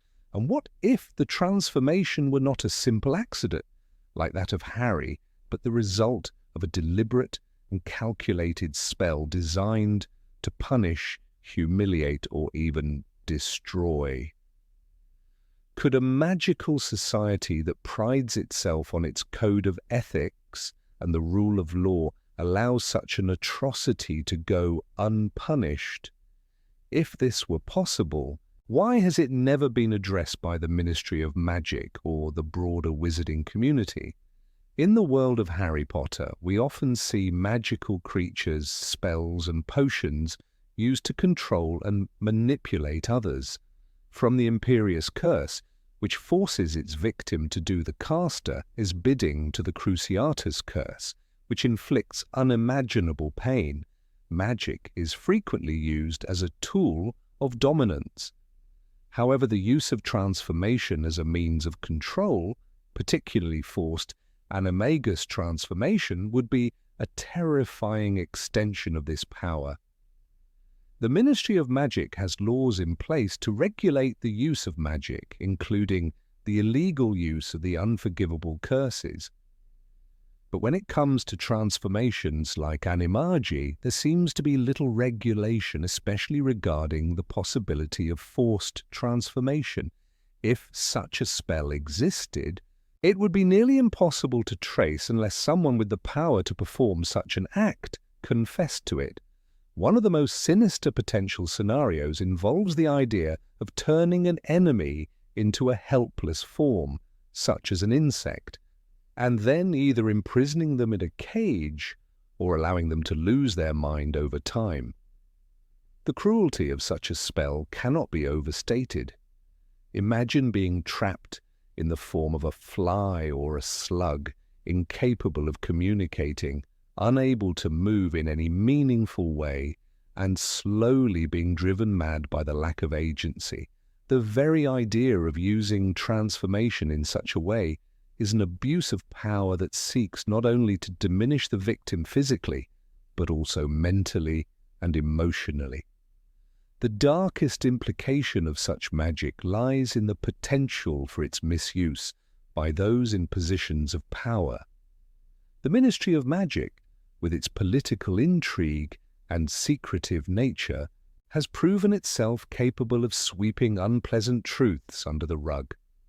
What if cases of forced animagus transformations had occurred in the past, but the Ministry chose to bury them for fear of the consequences? There are several instances throughout the series where we see the Ministry's reluctance to deal with uncomfortable truths, such as the handling of Sirius Black's imprisonment or the denial of the return of Voldemort. If someone powerful enough were to use such a spell, it is not outside the realm of possibility that the Ministry would choose to cover it up, rather than risk damaging the reputation of the wizarding world. But why would anyone choose such a horrific fate for their enemy? The answer may lie in the power dynamics that shape the wizarding world. Voldemort, for example, was known for his obsession with control and subjugation. He turned people into mindless followers through fear, manipulation, and the dark mark. If forced animagus transformations were possible, Voldemort would likely have used them to break the will of his enemies, rendering them weak and easily disposed of. The Malfoys, too, were known for their manipulative and cruel behavior, and it is not beyond reason to imagine them or someone like them using such a spell to deal with perceived enemies. The most chilling aspect of this hypothetical scenario is that the victim, once transformed, would lose not only their humanity but also their identity. An animagus is not just a spell or a transformation, it is a fundamental alteration of one's being. The animal form chosen is a reflection of the soul and the person or inner self. A forced transformation, however, would sever that connection. The victim would not be able to choose their form, nor would they be able to understand or control the transformation. Their sense of self would be lost entirely, leaving them with no recourse but to endure whatever fate befell them. In the wizarding world, the idea of changing a person's very nature is one of the most dangerous and controversial forms of magic. It goes beyond mere transformation. It is an assault on the individual as soul. While there may be some who argue that such transformations could be justified under certain circumstances, the question remains, where does one draw the line? If magic can be used to forcibly turn a person into an animal, what other forms of magical control could be employed to strip away the essence of a person? The very possibility of such a transformation raises uncomfortable questions about the limits of magical power and the ethics of its use. In the end, the question of whether someone can be forced into becoming an animagus is one that touches upon deep moral, ethical, and philosophical issues. It is a question of autonomy, identity, and the boundaries of magic. The wizarding world may never fully grapple with the consequences of such a possibility, but it is clear that the dangers of forced transformation are too great to ignore. Number 21. Can Animagi speak while in animal form? In the wizarding world of Harry Potter, Animagi, witches and wizards who have mastered the complex and dangerous magic of transforming into animals are a rare and impressive breed. The power to assume an animal form is a testament to the skill and dedication required in mastering the transformation. However, in all the depictions of Animagi throughout J.K. Rowling's books, one peculiar detail stands out. When these individuals transform, they are almost always silent. They do not speak, and their human consciousness appears to be locked away as they take on the form of an animal. But this silence raises an intriguing question. Can Animagi speak when in animal form? The idea of an animagus being able to speak in their animal form is both fascinating and perplexing. To consider the possibility, we must first look at the inherent nature of animal forms and the mechanics of magic in the Harry Potter universe. Animals, as we know, have physical voice boxes and vocal cords capable of producing sounds. From the gentle barks of a dog to the powerful roars of a lion, animals communicate through their voices, even if their speech is not the same as human language. But could a wizard or witch trapped within their animal form manipulate their animal vocal apparatus to speak words as they would in their human form? Technically, it seems possible. If a voice box exists, why would it be impossible for magic to make it function in a similar way to the vocal cords of a human? Yet, in every instance of Animagi in the books, the animals are mute. Take, for example, Sirius Black's animagus transformation into a large black dog. Despite being one of the most gifted Animagi and a clever and quick-witted wizard, Sirius's dog form is completely silent. Throughout Harry Potter and the Prisoner of Azkaban, when he takes on the shape of his animagus form, there is no indication that he can speak. This leads to a natural assumption that when in their animal forms, animagi are cut off from the ability to communicate as they would in human form. However, Sirius's ability to act intelligently as a dog, guiding Harry and the others toward the truth, signaling with his body language, suggests a deeper connection between the animal form and the wizard's mind. But it's still a silent communication, one that never ventures into speech. The question then becomes, could there be situations in which animagi would be able to speak while in their animal form? If they are consciously aware of their human self and can think, feel and observe like a human, why should the magical transformation prevent them from producing coherent speech? Could the magic of the animagus transformation alter the voice, making it sound garbled or incomprehensible? A magical barrier might exist within the transformation that prevents the clear passage of words, essentially blocking human speech entirely to avoid any potential leaks of critical information. After all, in the world of magic, where secrecy and protection are paramount, keeping a wizard's true nature hidden from the eyes of muggles or even other witches and wizards could be a significant consideration. Imagine a scenario where an animagus does speak, breaking the silence of their animal form. It could be an accident or an anomaly. Picture this: Harry, walking down a quiet alley in Diagon Alley, turns a corner and spots a scruffy dog. He pauses, watching the dog sniff around as dogs do. But then, as if in a strange twist of fate, the dog suddenly looks up and says, "Hello, Potter," in a voice both familiar and unsettling. Harry blinks, unsure if his ears have deceived him. The dog, in an instant, vanishes into thin air. No one else around seems to have noticed. Was it a trick of the light? Perhaps it was a charmed illusion or an advanced spell. But Harry, who has learned to expect the unexpected in his life, is left wondering if it was something far more extraordinary, a glimpse into what an animagus might truly be capable of when the magic allows it. Such a scenario, though thrilling, raises more questions than it answers. Could such an event even be possible, or would it simply be too dangerous for an animagus to speak while in animal form? The magic that governs transformations could very well be designed to prevent the passage of human speech for practical reasons. If Animagi could speak, there could be a risk of exposing them during covert operations, or worse, revealing hidden magical secrets to muggles or enemies. Imagine a conversation between two Animagi in their animal forms casually exchanging vital information in the open. It would be a catastrophic breach of secrecy.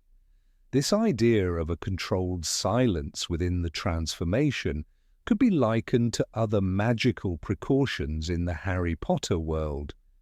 Consider the Fidelius charm, which keeps secrets safe by hiding information within the secret keeper soul. The magic ensures that no one can learn the secret unless the secret keeper reveals it.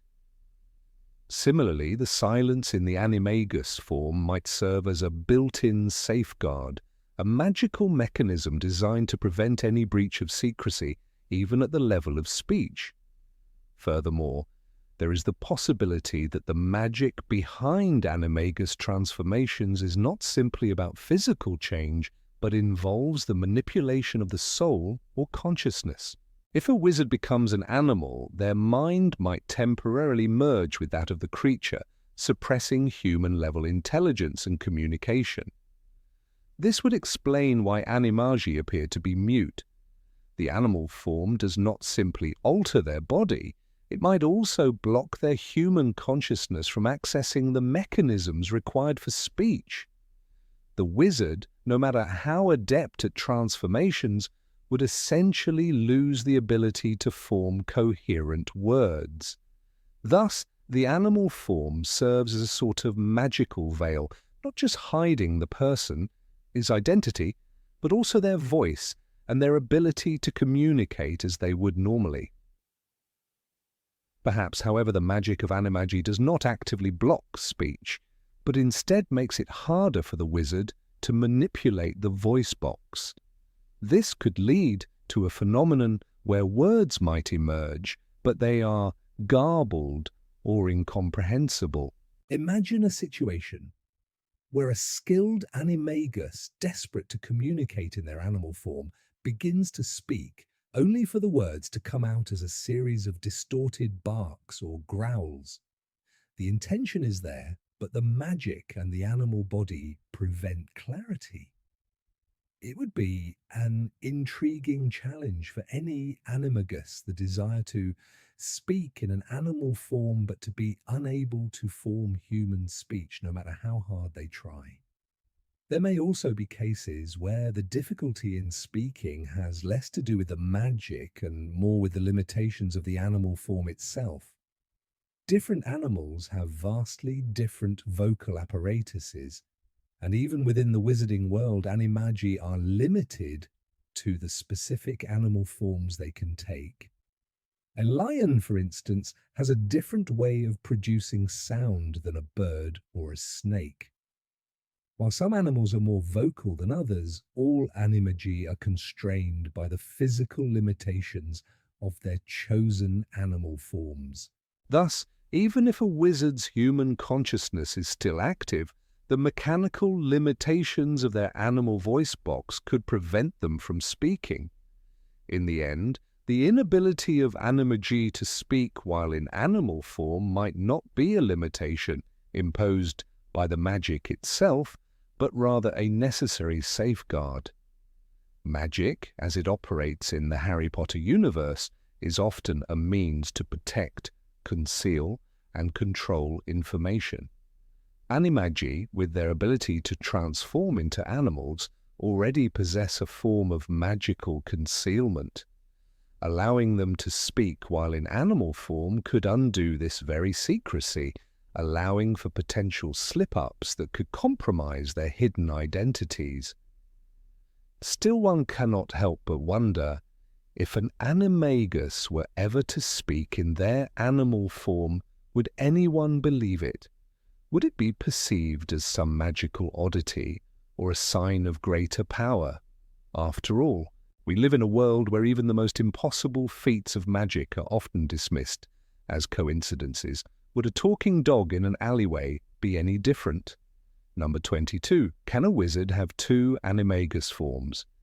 In the wizarding world, magic exists in many forms, and transformations are not just reserved for the most obvious spells. The most iconic transformation, perhaps, is that of an animagus, a wizard or witch who can transform into an animal at will. But what if the boundaries of this transformation were to stretch further than the usual limits? What if a wizard could take on not one but two distinct animal forms? This is the question that many would rather avoid, and yet it may not be as outlandish as it seems. The concept of an animagus is well established in the magical world. We know that this transformation is difficult, dangerous, and requires years of training and focus. The wizard or witch must not only learn to control their magical power, but also their mind and body to maintain the form they choose. A careful balance of concentration and emotion is required to sustain the animal form. It's why very few wizards have ever successfully registered as Animagi. The rules are clear. A single animagus can only have one animal form, a unique reflection of their inner self. And yet the question arises, can someone possess the ability to shift between two forms? Could they become a rare anomaly in the wizarding world? Imagine the scenario where a powerful wizard, under the stress of extreme emotions, could shift into two different animals. This would not be a simple mistake or temporary lapse in concentration, rather, it would be a complete transformation that defies the usual constraints of animagus magic. Consider a wizard who, under stress or emotional upheaval, finds that their magical core shifts, pulling them into a second form that they have never consciously chosen. Perhaps one form is reflective of their true nature, while the second one represents something buried deep within them, some hidden facet of their personality or even their past. In such a case, the shift would not merely be a transformation, but a sign of instability within the wizard's own magical makeup. Let's look at an example. Remus Lupin, while never an animagus himself, was deeply familiar with the magical complexities of transformations. As a werewolf, his body changed under the full moon, and his personality was equally distorted by the beast within. This transformation was far beyond the control of any standard spell. He couldn't merely choose to become a wolf at will, as an animagus could. What if there were wizards who, like Lupin, possessed a complex relationship with transformation but could consciously control it? What if, under emotional duress, a wizard could transform from one animal form to another? The case of Severus Snape offers an interesting, albeit dark, parallel. As a skilled potions master and someone whose identity was tangled with his past, Snape's complex emotions were often unpredictable. If we stretch our imaginations, what if Snape in some alternate timeline had been an animagus capable of shifting between two animal forms? Would his first form be the traditional solitary creature, like a bat, reflecting his penchant for secrecy and darkness? Or perhaps his other form would be a more aggressive or even tragic creature, embodying the more painful parts of his soul, such as a snake, which could serve as a constant reminder of his role as a double agent and his dealings with dark forces. The question arises, could he have been able to fully control both forms, or would one overpower the other? This idea presents an intriguing problem for the Ministry of Magic. If a wizard were able to register one animal form but secretly had another, what would the consequences be? The Ministry's role is to regulate magic and ensure that those who possess extraordinary abilities do not cause undue harm to the public or break the law. The registry of Animagi is a rare and highly controlled process. Wizards who do not register their animal forms are breaking the law, and the Ministry takes this very seriously. So, what would happen if a wizard or witch appeared to have registered their form as, say, a cat, but then unexpectedly transformed into a completely different animal, such as a hawk or even a lion? The effects would ripple through the magical community. The Ministry, for example, would have to confront the uncomfortable truth that their system for monitoring magical transformations may not be as foolproof as they had believed. How would they enforce regulations on someone whose magical essence seems to have two contradictory identities? Would they consider the wizard a threat, a magical anomaly, or someone whose unstable magic is too dangerous for society? Of course, one of the central issues at play would be the emotional state of the wizard in question.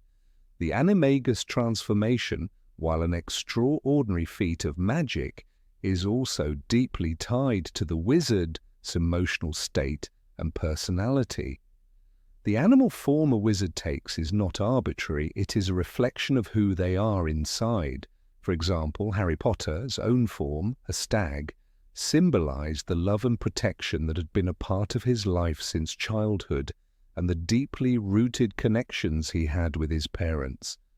But what if a wizard's emotional instability resulted in the sudden appearance of an animal that didn't match their usual personality?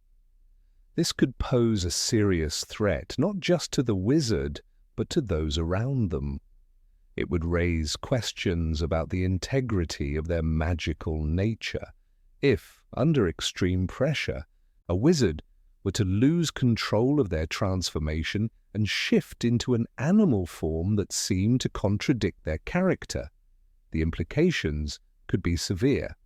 A wizard who frequently transformed into a large, aggressive animal might struggle to integrate this form into their identity, potentially leading to identity crises or even mental instability. In a world where magical creatures are often seen as extensions of their owners, this would create confusion and fear. The question of how to handle such a situation would fall to the Ministry as Department of Magical Law Enforcement, which already deals with the complexities of dark magic and dangerous creatures. But could they really regulate this type of magical behavior? Could they develop new procedures for dealing with a wizard whose animagus abilities had somehow evolved into something unrecognizable? Perhaps the most troubling aspect of this theory lies in the emotional and psychological consequences for the wizard themselves. A wizard with two forms would not simply be dealing with the stress of managing their transformation, they would also face the existential crisis of reconciling two very different parts of their identity.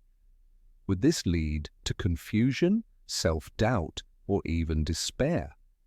If their internal conflict manifested as a change in form, could they ever fully regain control of their magical abilities, or would they spiral into further instability? This question opens the door to even deeper inquiries about the nature of magic and identity. The wizarding world is full of characters whose identities are shaped by their magical abilities. Harry Potter, for example, is defined in many ways by his connection to his parents, his scar, and the magical abilities he inherited. The transformation into an animagus is not simply about taking on the form of an animal. It is a reflection of something deeper, a revelation of the wizard's innermost traits and desires. So what happens when those traits are torn in two, when the very essence of the wizard is split into two opposing forms? Perhaps it is not just a question of magic, it is a question of the soul. The magic in the wizarding world is intimately tied to the wizard, spirit, their emotions, and their heart. The ability to change into an animal form is not just a skill, it is a manifestation of the person within.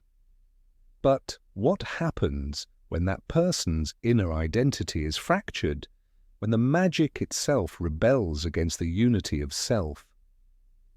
Would the wizard forever be at odds with themselves? Would they ever truly be able to understand who they are, or would they be trapped in a constant battle for control? In this scenario, the world of magic would find itself facing a new set of questions and challenges. Not only would the Ministry have to consider the legal implications of such a transformation, but it would also have to grapple with the deeper issues of magical ethics, identity, and the soul. What happens when a wizard's magic becomes too much to control? What happens when one form isn't enough, and the wizard must confront the duality of their own existence? These are uncomfortable questions that would require an entirely new understanding of magic itself. Number 23. Why isn't there a school for animagus training? In the magical world of Harry Potter, there exists a fascinating and dangerous form of magic known as animagus transformation. The ability to transform into an animal at will, a skill that requires intense dedication, study, and an innate connection to magic, is one of the most complex and perilous feats a witch or wizard can achieve. Yet despite its potential for great power and usefulness, Hogwarts School of Witchcraft and Wizardry, the most prestigious institution of magic in the wizarding world, offers no formal classes or even extracurricular activities dedicated to animagus training. The question arises, why is there no school for teaching animagus magic? Why is this skill, vital to the lore of the wizarding world, left to be pursued on a personal, often dangerous level? The process of becoming an animagus is an arduous one. Unlike many other forms of magic taught at Hogwarts, animagus transformation requires both a deep understanding of one's inner self and an extreme level of control over one as magic. It involves a highly detailed series of steps that can take years to complete, and during that time, its magical prowess must be finely tuned. The first requirement is a deep focus on a particular animal, one that the witch or wizard feels a connection to. The transformation is not just about changing one's outward appearance, it is about aligning the magic of the wizard's body with the essence of the animal. A transformation of such magnitude requires an incredible balance of willpower, magic, and patience. Yet, despite the difficulty, we never see it offered in any formal capacity at Hogwarts. One must ask, why is this remarkable and ancient magical skill left unspoken within the walls of Hogwarts? Is the Ministry of Magic, the governing body of the wizarding world, afraid that such knowledge would become too widespread? The Ministry, after all, has a history of regulating magical practices, especially those that could potentially give individuals an unfair advantage. When students at Hogwarts begin to show promise in certain areas of magic, the Ministry does not hesitate to monitor their progress, ensuring that they do not step into dangerous or morally grey areas. And yet there is no official stance on animagus transformation, no classes, no workshops, no clubs that could give students a structured way to learn this skill. It's almost as if the Ministry fears the potential power of Animagi. Consider the case of the Marauders, a group of Hogwarts students whose exploits are well known. James Potter, Sirius Black, Remus Lupin, and Peter Pettigrew, these four friends, were able to achieve animagus transformation despite the lack of formal instruction. The Marauders transformed into an enormous stag, a grim, a wolf, and a rat, respectively. This feat was accomplished through sheer ingenuity, perseverance, and a disregard for the official norms of magical study. The fact that they were able to achieve animagus transformation without the aid of a teacher or even a formal curriculum raises eyebrows. The Ministry might have considered this a dangerous precedent, one that could have led to a flood of untrained animagi across the wizarding world. And yet the Marauders succeeded in their pursuit, marking a turning point in magical history. But their success was not without consequences. The Marauders' animagus transformations were not only illegal at the time they were being pursued, but they also carried significant risks. To become an animagus without official approval meant circumventing the regulations set forth by the Ministry of Magic, which likely considered it too dangerous a practice to allow widespread knowledge. Even within the walls of Hogwarts, a school known for nurturing young magical talent, there was no sanctioned curriculum for this dangerous skill. The Marauders were forced to learn their transformations on their own, seeking advice from various sources and studying tirelessly. This speaks to the inherent flaw in the way animagus magic is approached in the wizarding world. There is no official route to mastering such a powerful skill, and no institution willing to guide students through the process.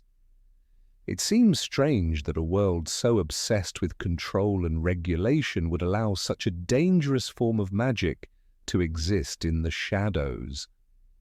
The Ministry, which controls everything from the magical creatures that can be kept as pets to the spells that are taught at Hogwarts, has a very particular stance on the importance of monitoring magical abilities. Take the example of dark arts magic, for instance. At Hogwarts, students are instructed in defense against the dark arts, a subject specifically designed to protect young witches and wizards from the more dangerous aspects of magic. The dark arts are actively prevented and combated in the wizarding world, with organizations like the Ministry as Aura Office working tirelessly to root out practitioners of such dark magic. Yet Animaga's transformation, which has its own set of dangers and potential for abuse, is left unregulated and unexamined by the very institutions that oversee all other aspects of magical education. The absence of Animagus education at Hogwarts raises the possibility of an unofficial ban on such practices. Could it be that the Ministry, aware of the risks inherent in Animagus transformation, simply decided that it would be better for no one to learn the art? Could it be that they secretly wished to keep such a skill reserved only for those deemed worthy, such as the powerful wizards and witches of the past, like the Marauders? The idea of a black market of Animagus transformation done outside the bounds of the law is a fascinating one. It suggests a world in which magical ability and skill are not freely given to all, but rather are earned or stolen through secretive means. The sheer complexity and danger involved in Animagus transformation also warrant consideration. After all, it's not just a matter of concentration and patience, it is a matter of life and death. Take, for example, the case of Sirius Black. When he became an Animagus, his transformation was not without its difficulties. The process was dangerous and required a level of concentration that could cause catastrophic failure if the wizard was not careful. Sirius was fortunate to survive the experience, but not all Animagi are so lucky. The transformation process itself is fraught with risk, and the chance of failure resulting in injury or even death is very real. Perhaps this is why the Ministry is so hesitant to encourage widespread knowledge of the skill. If too many witches and wizards attempt to become Animagi without proper training, it could result in dangerous consequences that would reflect poorly on the Ministry. It's also worth considering the possibility that there is a deeper political and cultural reason behind the lack of Animagus education.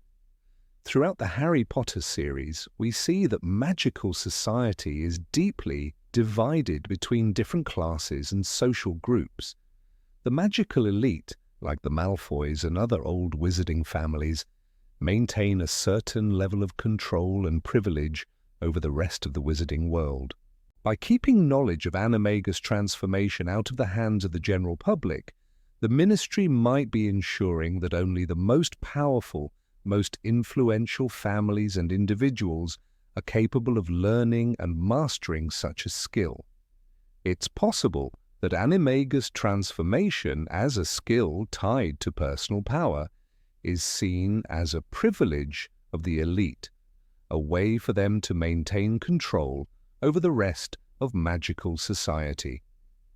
The Marauders, with their irreverence for the rules and their willingness to go outside the bounds of official magic, represent a kind of rebellion against this control.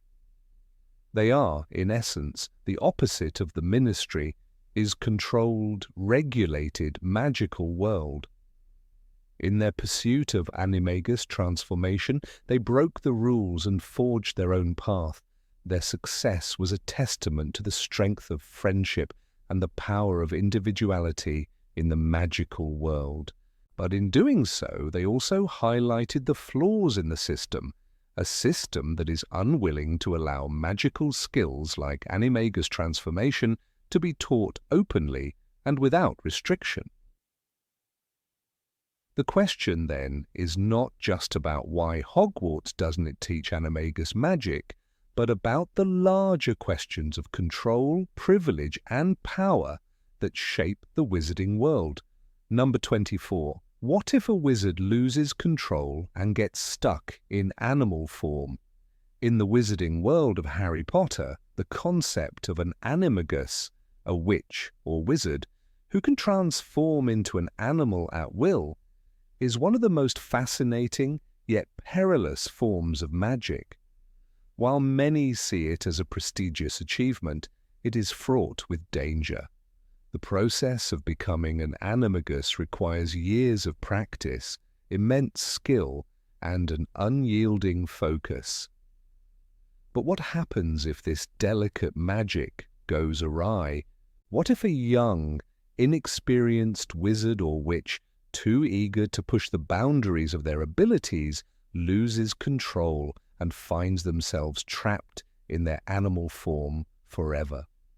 The notion of a wizard becoming so consumed by the transformation that they can no longer return to their human state is terrifying. It's a nightmare scenario, one that looms as a silent warning to those who dabble too carelessly in the magic of transformation.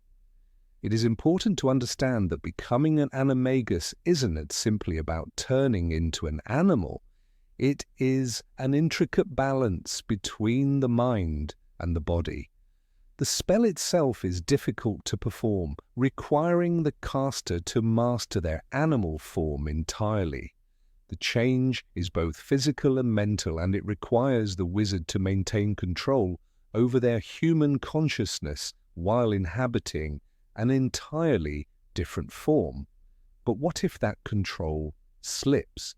In the early years of the magical world, before the Ministry of Magic formalized the rules around Animagi, there were dark tales of wizards who had failed at the transformation, becoming permanent beasts. They had lost themselves entirely in the magic, trapped in an animal form forever. These individuals were no longer the wizards they once were. They had become shadows of their former selves. They still walked the earth, but they were no longer capable of speech, magic, or any of the abilities they once possessed. They were beasts in every sense, with only the faintest trace of the humans they had been, if any. It is said that the most dangerous creatures in the wild are not those born as beasts, but those who were once human, driven mad by the failure of their own transformation. There are whispers in the wizarding world of creatures who roam the darkest forests, their eyes glimmering with an eerie intelligence, a strange reminder of a past that refuses to fade. They are sometimes described as wild, intelligent beings, half human, half beast, their eyes in a gaze that feels both familiar and alien. Some believe that these creatures are the forgotten Animagi who lost their way. They are the ones who ventured too far, too deep in their pursuit of animal forms, and now they are lost, forever cursed to live as mere shadows of what they once were. In a sense, they are both a warning and a tragedy. The most infamous case of such a transformation is that of the dark wizard Morphin Gaunt. Morphin, whose obsession with his magical heritage and family legacy led him down a dangerous path, was no stranger to the darker sides of magic. While he was not an animagus himself, his knowledge of dark magic was vast, and it is said that he may have experimented with the transformation spells, driven by a desire to gain power over both man and beast. The results of his experiments were horrifying, and Morphin's story is often cited as a cautionary tale about the dangers of seeking power through forbidden magic. Morphin, his life ended tragically, and the curse he likely brought upon himself serves as a stark reminder of the consequences of magical hubris. The risks associated with becoming an animagus are not just theoretical. They are based on the experiences of those who have tried and failed, or those who have pushed the boundaries of their magical abilities too far. For those who manage to successfully transform, the potential for losing control remains, and the danger of being trapped in an animal form is real. The magical community has always been cautious about this type of transformation, with the Ministry of Magic strictly regulating it. Only a handful of wizards and witches have successfully mastered the animagus transformation, and even fewer have done so without incident. This select group includes famous Animagi like James Potter, Sirius Black, and Peter Pettigrew, who were able to transform into animals at will during their time at Hogwarts. Their ability to transform was a remarkable feat, and yet it was not without its risks. James Potter, for instance, had been a skilled animagus during his youth. His animagus form, out of a stag, was a powerful symbol of his courage and his determination. He was able to master the transformation as a student, a feat that was rare and difficult to achieve. However, as an animagus, James had always been conscious of the risks involved, especially in light of the dark magic he was constantly facing as part of the Order of the Phoenix. He knew that the transformation required precision and control. A lapse in either could result in disaster. He never took his ability for granted, and the consequences of his careful practice were evident in the trust he placed in his friends, Sirius Black and Peter Pettigrew, who had also become Animagi. The three of them, along with Remus Lupin, had used their powers to support one another during their time at Hogwarts, but even for them the risks were clear. Sirius Black in particular would later find himself trapped in an animal form, not by his own failure but by the treachery of his friends and the betrayal that followed. It is important to note that the animagus transformation is not the only magical form that carries the risk of losing control. Transfiguration itself is a dangerous branch of magic. The Ministry of Magic tightly regulates it for a reason. Transfiguration, when performed improperly, can lead to catastrophic consequences, with magic often taking on a life of its own. This is why wizards and witches are cautioned from a young age not to experiment with magic beyond their skill level. Professor McGonagall, who was a successful animagus, often expressed concern about the dangers of tampering with magic that one was not fully capable of mastering. She herself had undergone years of rigorous training and practice before achieving her animagus form of a tabby cat. The temptation to push magical boundaries is something every young witch or wizard faces, especially at Hogwarts, where curiosity and ambition often collide. The promise of becoming an animagus, of gaining the power to transform into an animal, is incredibly alluring. But for those who are not prepared, the results can be disastrous. The story of the Marauders, James Potter, Sirius Black, and Peter Pettigrew, is a tale of both ambition and caution.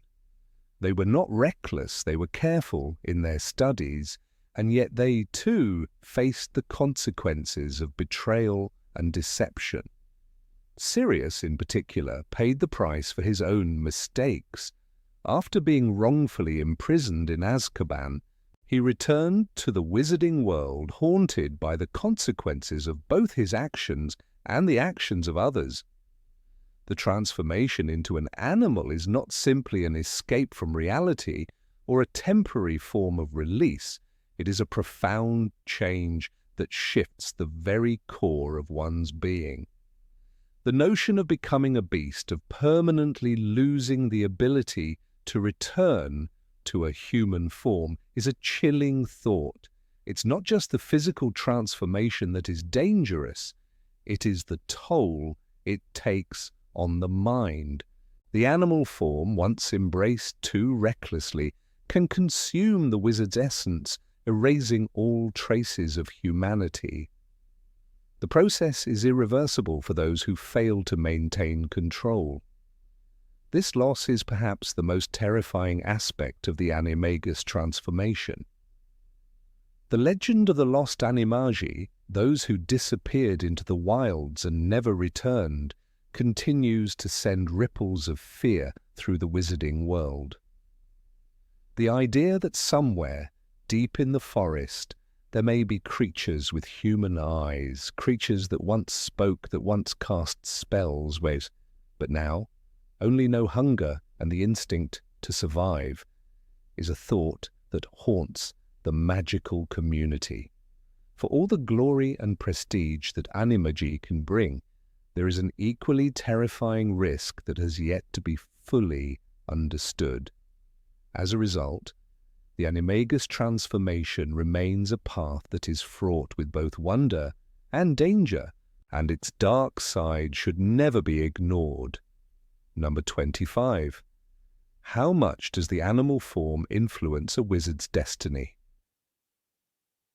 In the world of Harry Potter, the concept of Animagi, the witches and wizards capable of transforming into animals at will, has always carried with it a sense of awe and mystery. The power to take on an animal form is rare and difficult to master, requiring years of study and a deep connection with the chosen animal. Yet beyond the magical feats and the whimsical nature of this transformation, a deeper, more unsettling question arises. What does the choice of animal reveal about the person themselves? Does it influence their destiny, or is it merely a side effect of the magic? And can one escape the traits and characteristics tied to their animal form, or do they inevitably come to define who they are? In considering the lives of notable Animagi such as Peter Pettigrew, Sirius Black, and Rita Skeeter, the idea that an animagus form might reflect or even dictate a person's true nature comes into sharp focus. Peter Pettigrew's transformation into a rat is perhaps the most telling example of how an animagus form might align with, or even perpetuate, a person's darker traits. In the early days of his friendship with James Potter and Sirius Black, Pettigrew was viewed as loyal, though perhaps a bit timid and unassuming. But as time passed, his true character began to emerge, culminating in his betrayal of the Potters and his role in the death of James and Lily. His animagus form, a rat, could be seen as a reflection of his personality traits, cowardice, deceit, and a lack of courage.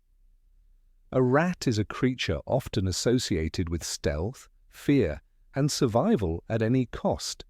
It scurries in the shadows, avoiding confrontation, and feeding off the discarded remnants of others. Pettigrew, as actions mirror this behavior, he betrays his friends, constantly choosing self-preservation over loyalty and bravery. Even when he returns to his animagus form as a rat, hiding in plain sight for years as Scabbers, it's clear that the animal is not just a mere disguise, but an embodiment of the man's very essence. As an animagus, Peter is forced to live as a rat, quite literally becoming the thing he has always been inside, a creature whose survival instinct overrides any sense of honor or integrity. Contrast this with Sirius Black, whose animagus form is that of a large, black dog. Sirius is portrayed throughout the series as a figure of fierce loyalty, courage, and defiance. The dog as a symbol is deeply tied to the qualities Sirius holds dear: loyalty, protectiveness, and an unwavering desire to fight for justice. The dog is known for its loyalty to its owner, willing to fight and even die for those it loves. This is a fitting parallel to Sirius, who, despite being wrongfully imprisoned in Azkaban, remains devoted to the cause of the Order of the phoenix and his friends.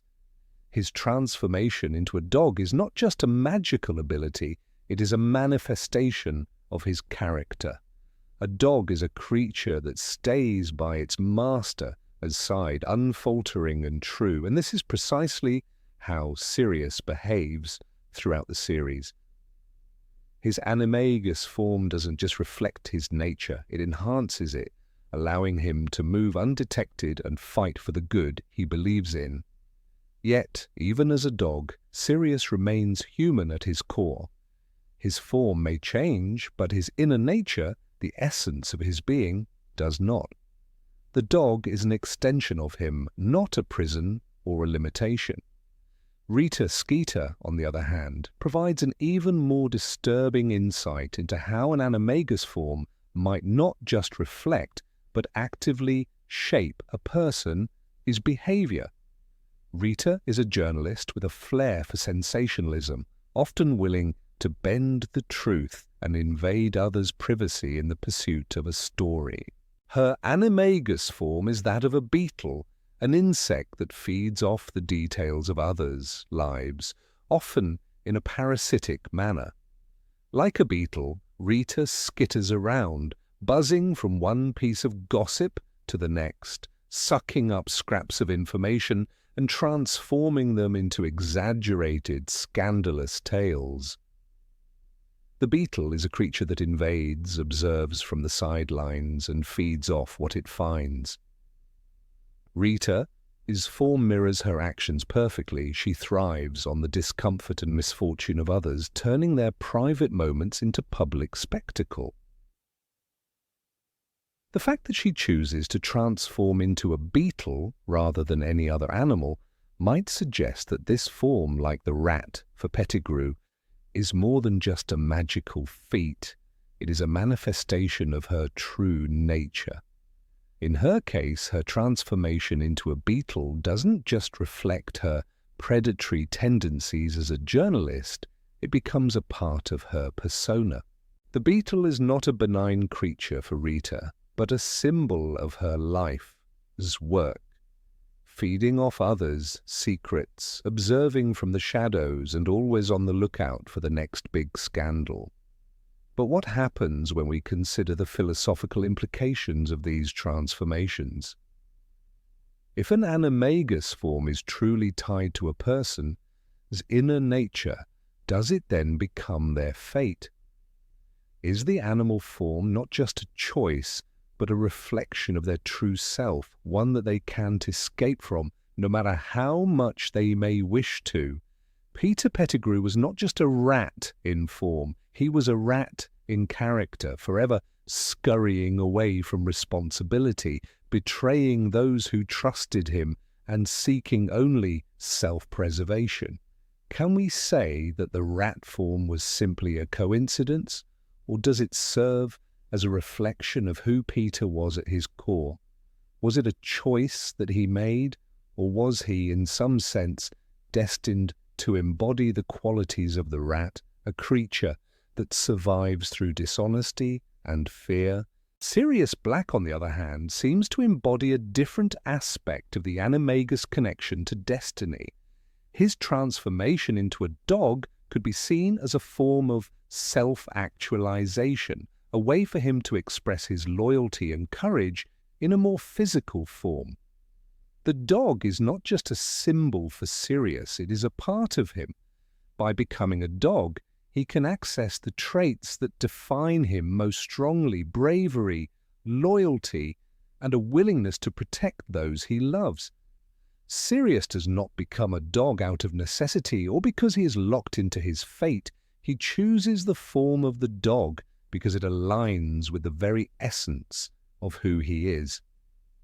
His dog form is not a curse, but a way for him to express his deepest qualities in the most literal form possible. The question remains, though, can a person change their fate even if their animagus form reflects their true nature? Peter Pettigrew may have lived as a rat, but that does not mean he was beyond redemption, or did it? Sirius, by contrast, embodied his dog form with pride, but he too was a victim of circumstance, shaped by forces beyond his control. The question of whether we are defined by our forms, or whether our forms simply bring out what is already inside us, is one that can never be fully answered. The connection between a wizard, his animagus form, and their inner essence is a complex one, perhaps more philosophical than magical. As for Rita Skeeter, one could argue that her beetle form is a permanent mark of the parasitic nature of her career. She is not merely a beetle in appearance, she embodies the scavenger, feeding off the lives of others for her own gain.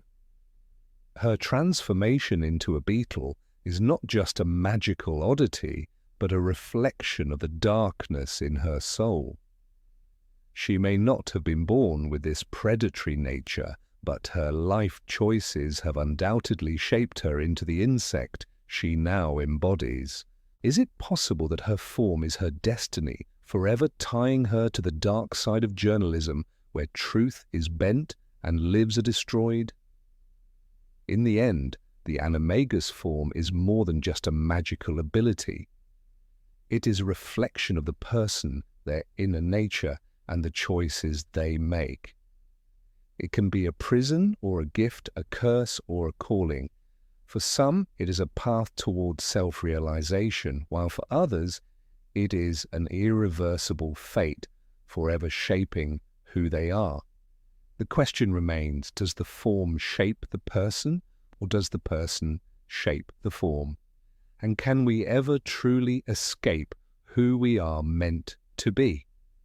The animagus, in all its magical wonder and philosophical depth, may hold the key to answering these age-old questions.